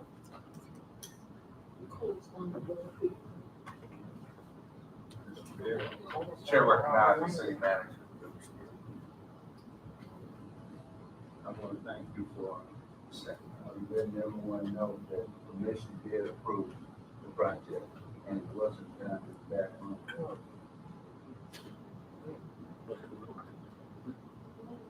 The question is, The question I want to answer for you is, we got approved, I received a call from the people at Priority Health. And they had layouts of our city. They had something on the site, on the system. And they looked at the park is in downtown. And you have to remember, this started 2 years ago. It was before all of the things that are there now were there. And we talked about this building, the synergy of getting of a downtown, getting people into the downtown. And as I said, the projects were not there. Two of them were not there. We had one pavilion for the farmers market. We had no Martin Luther King project on the board at all. And all we were looking at was getting that synergy, getting people downtown. And this is a project that has become national in scope. It started in San Francisco, and it is an outside project. thank you, Mr. Mitchell. So I would just say that, number one, the only cost of the city is pouring, concrete pads to accommodate the court. I wouldn't want the residents to pay a penny to pour concrete in City Center Park. There's enough concrete already in cities. Or asphalt. But I think that, we have enough concrete surfaces in the city where that should not be an expense for the city. We should be able to find an area that has concrete in order to support this outdoor workout facility. But I'm for it. I've gone back and forth. I talked to Commissioner Isom. I tried to, because initially they were talking about taking trees out, but so I think that, digital real estate is very expensive today. But real real estate is even more expensive. And to take the people's land to repurpose it, I think that, I don't think that that's the best, wisest choice in this particular case, to use City Center Park for this initiative. So I don't want to I'm not against it. I don't wanna, that's why hopefully we can find a way to come back and discuss it and get more input from the community and people of where would be the best place. Chair recognizes Mayor.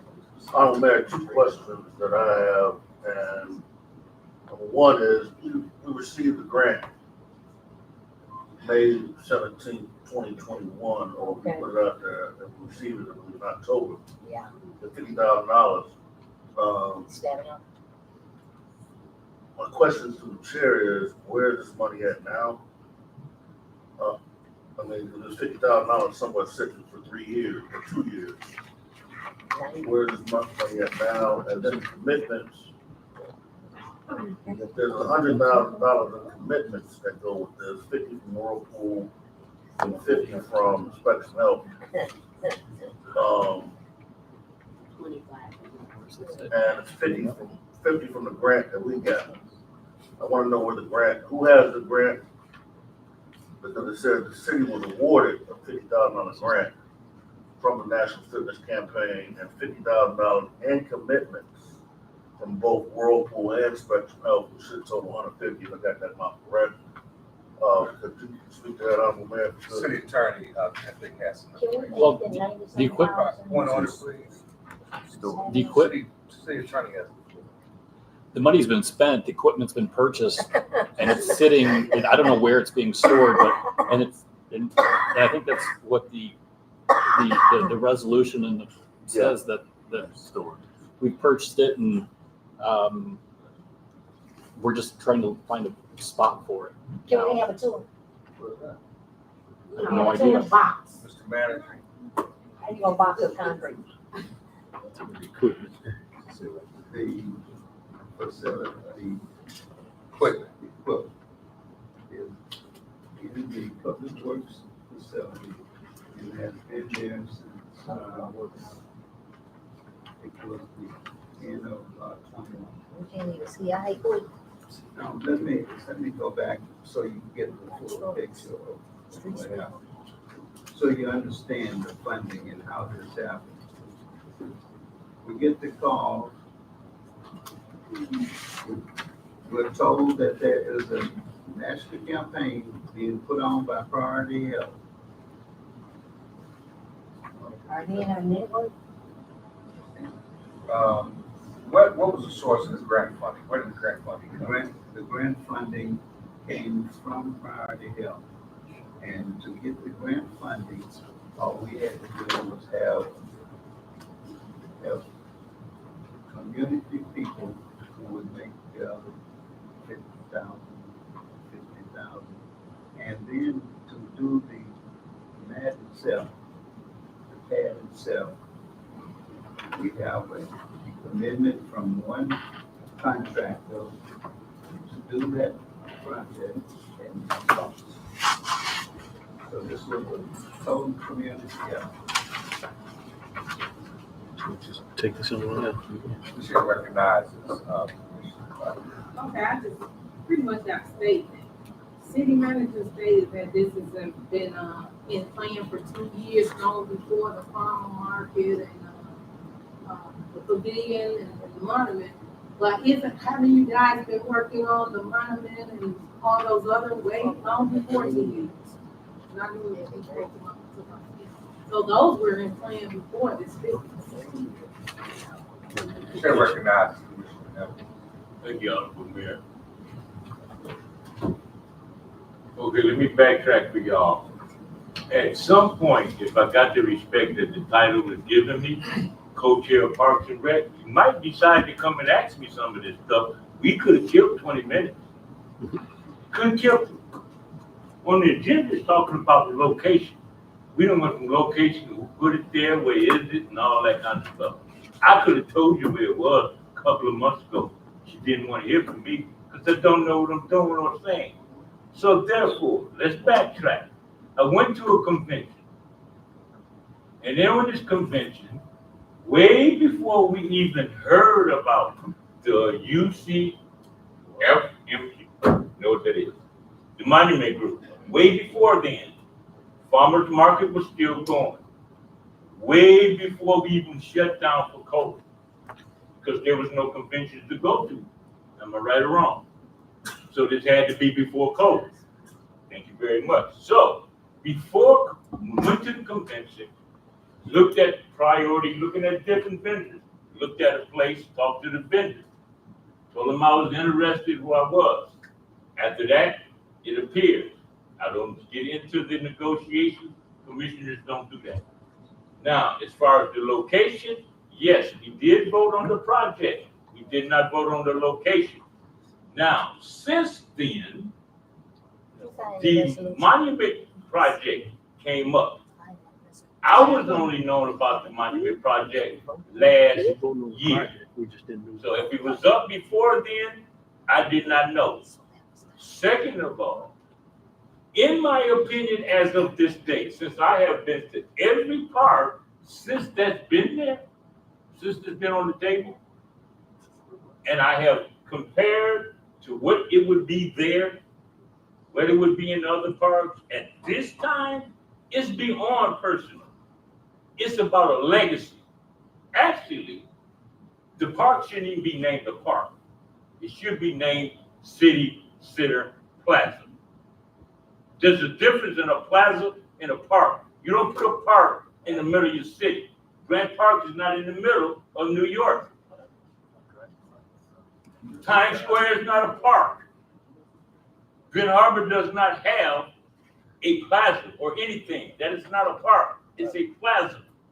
And if you put the monument in the middle, and then you put a wall up 7 feet, 3 foot, people come out there exercising.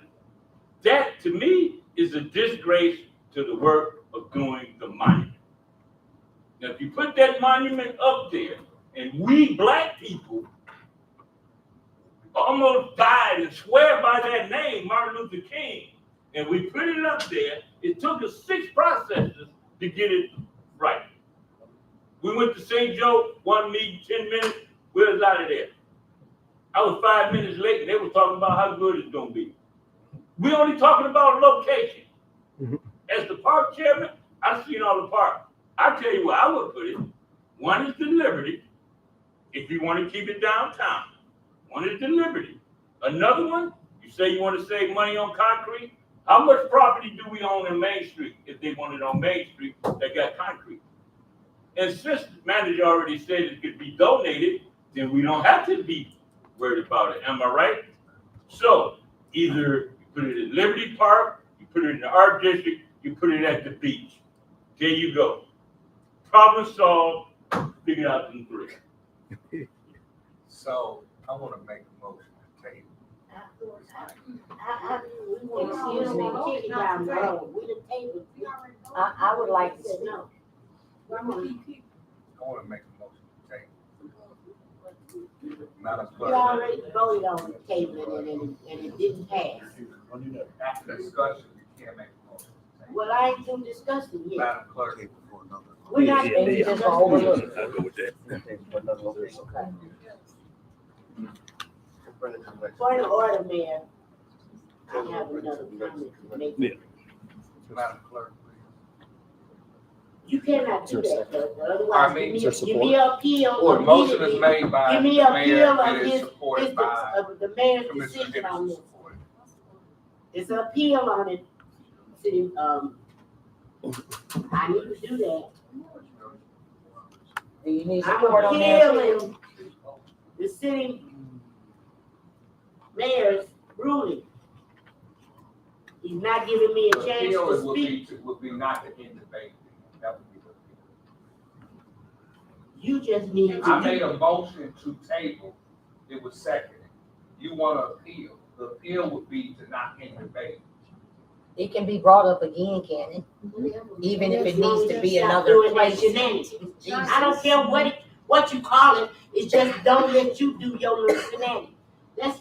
We already voted on the table. Is it I'll illegal have a- that we can bring it back? Well, not before my time. Madam Clerk. I second her appeal. If she appeals. The motion was made, it was seconded. Madam Clerk. I'm seconding it, you got to answer her question. You gotta ask if everybody in agreement to appeal it. That's Robert's rule. not right. Yes, it is. I know, right? I do That's too. not proper. Oh, they know, There can be an appeal to not in debate elementary. because the motion is made, the second is the vote. There's an appeal to not in debate.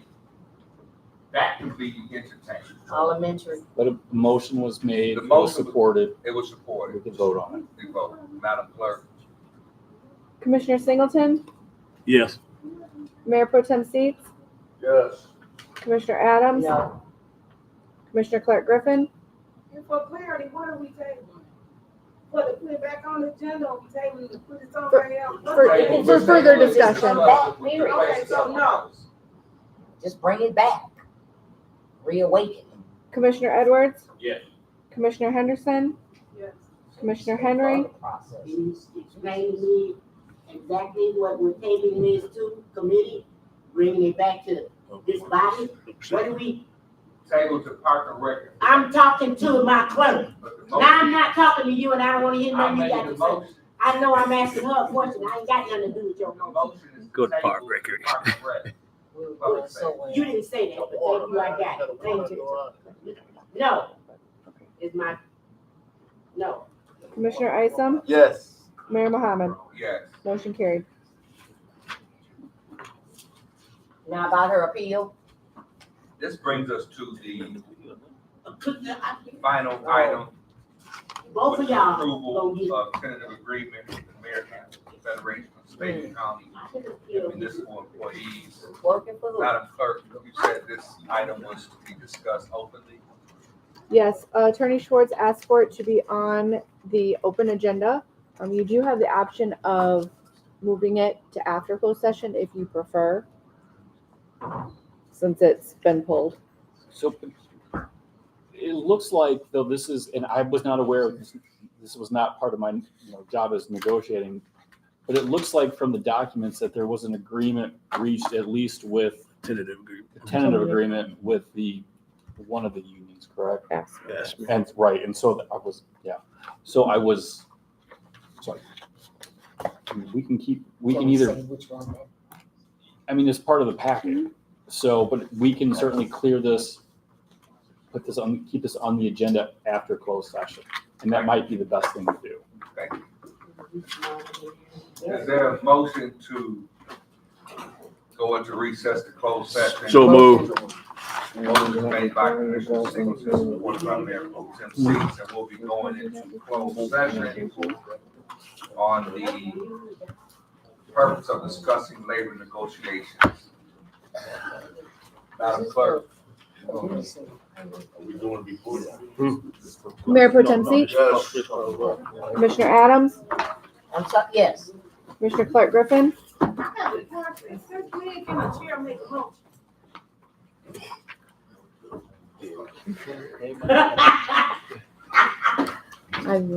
And you two over there, you two Point experts, of order. you allow that to happen. Warner, Shame man. on you. Warner. Let's go. I don't know.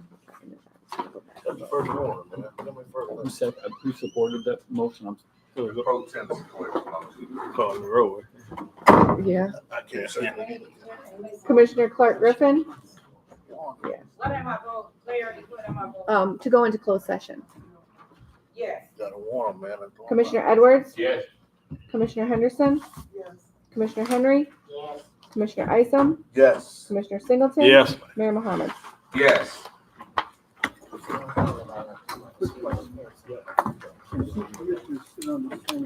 So explain to me how come I couldn't get up here. So then I'll know the next time. Well, because it's being tabled, it'll be open to closed session. It's not going to go through any. But as far as the motion, the mayor. I didn't know. No. I was. That's all right. Mess around and be in violation. All this, letting the chair do stuff that ain't supposed to be done. August 4th is my last day. Okay. So.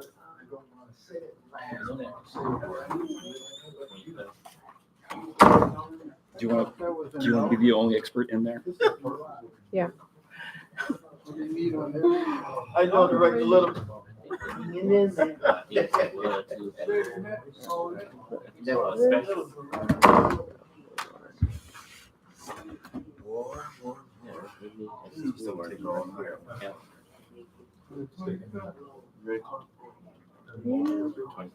because I have to do it. Last day, before they vote on the subject, because the planning commission is going to vote, the city commission on the subject, we need almost a certain. So that's the last opportunity that we have, so we can include the mayor. So that's how we ended up. One of the things that I think is a good, what you call it, cover. All they would be doing is answering and answering questions like we did at the last meeting. Just to make sure that everybody got a chance. That's what. Also, you can put flowers in, do a beautiful design. Yeah, it messed up some things I had planned. The lots to deal with space. Well, it's a big improvement. It is. Are you go to the school board or not? Yeah, I next. Even though I think there might be gonna talk about the Harbor Tower after this, which I could go on, just going home for these. My kids all grown. All right. Well. Yeah, but I don't know whether he's waiting for his mom. Sure. After he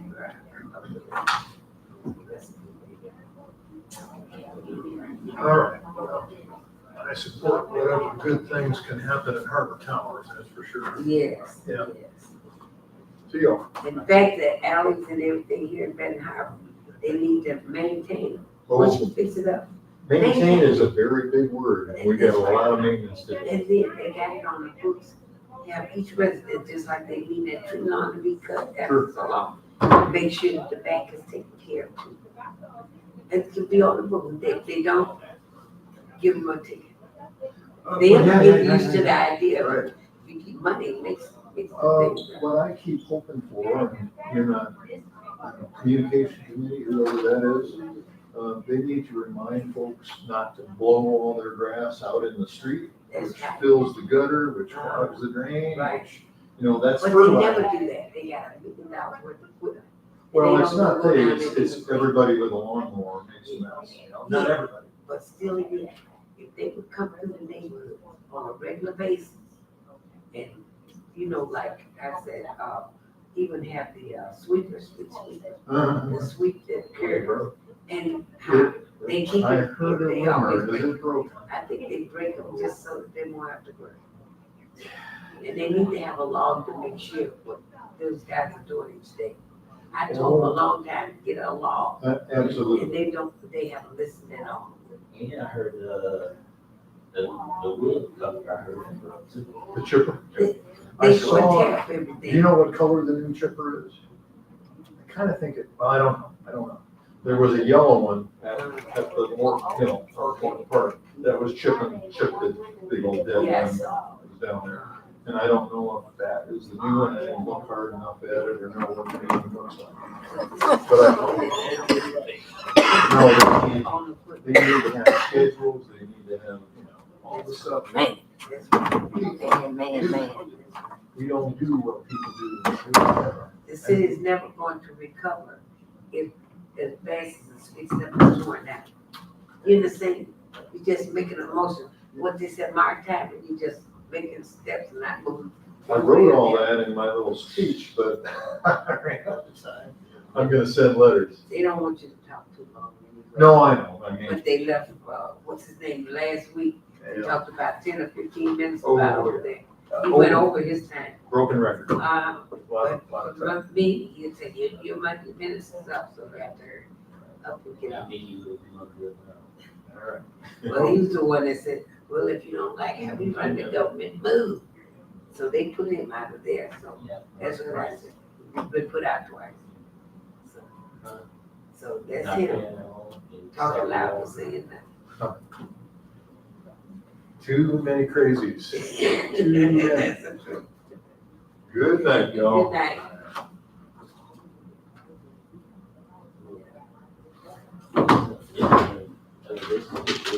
did want to look at one thing here. Oh, it's still not broken. That's good.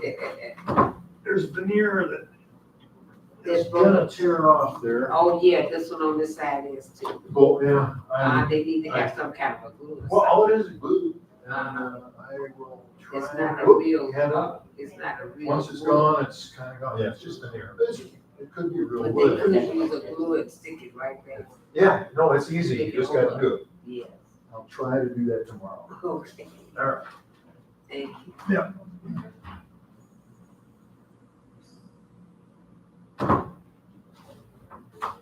I thought this type of stuff where if we had a clean person, if they look clean, they have clean this too.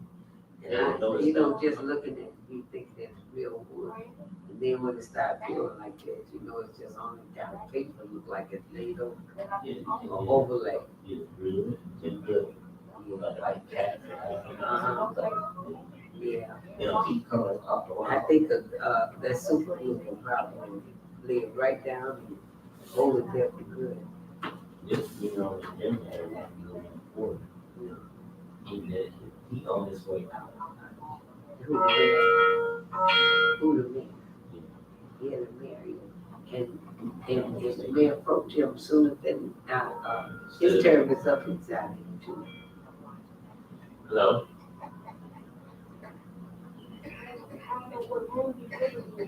Oh, okay, sorry. You know, say the camera still. I know, I'm gonna say anything. Oh, I won't say anything.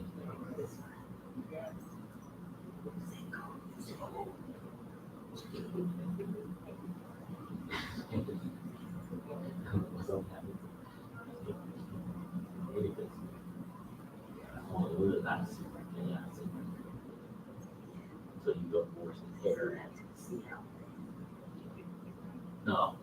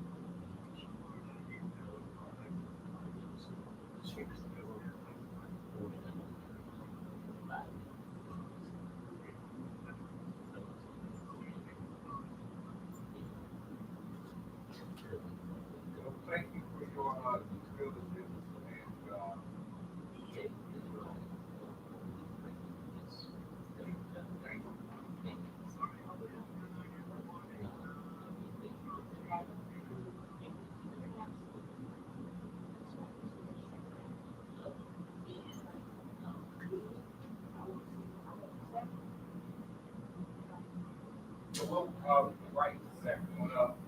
We'll have those.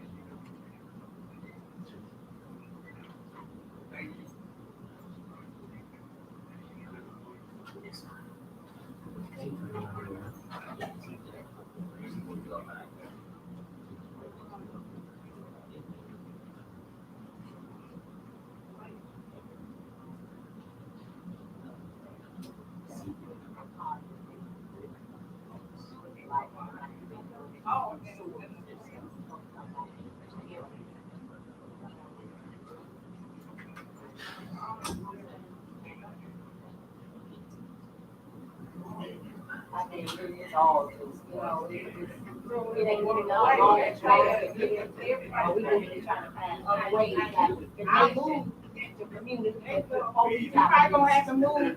Some of them better than others though. We're just trying to be a better one. They work hard. Greed is watching our dollars. They work hard. Trying to raise stuff every time we get a dollar. There's something wrong with that bitch. That work, hey, them all the 20 miles. I didn't get it right on last day. He was always running from it. You need to vote, Trying to get that knuckle here. I'm gonna do it.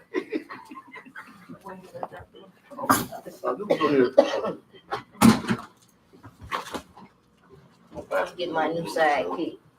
New side where I can call it chick.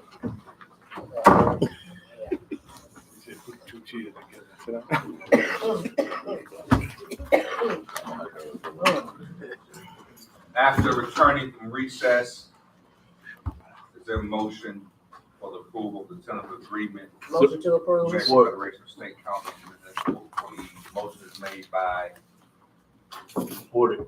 Commissioner Adams. Adams, and it is supported by Mayor Pro Tem Seats. Is there discussion? Madam Clerk, please call the roll. Commissioner Clark Griffin, Yes. Commissioner Edwards, Yes.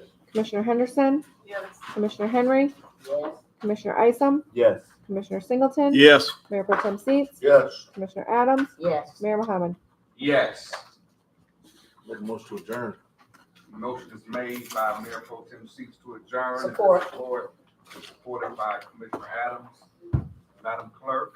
Commissioner Adams, Yes. Commissioner Clark Griffin, Yes. Commissioner Edwards, Commissioner Henderson, Yes. Commissioner Henry, Yes. Commissioner Isom, Yes. Commissioner Singleton, Yes. Mayor Pro Tem Seats, Yes. Mayor Mohammed. Yes. Let's go. Well, oh man.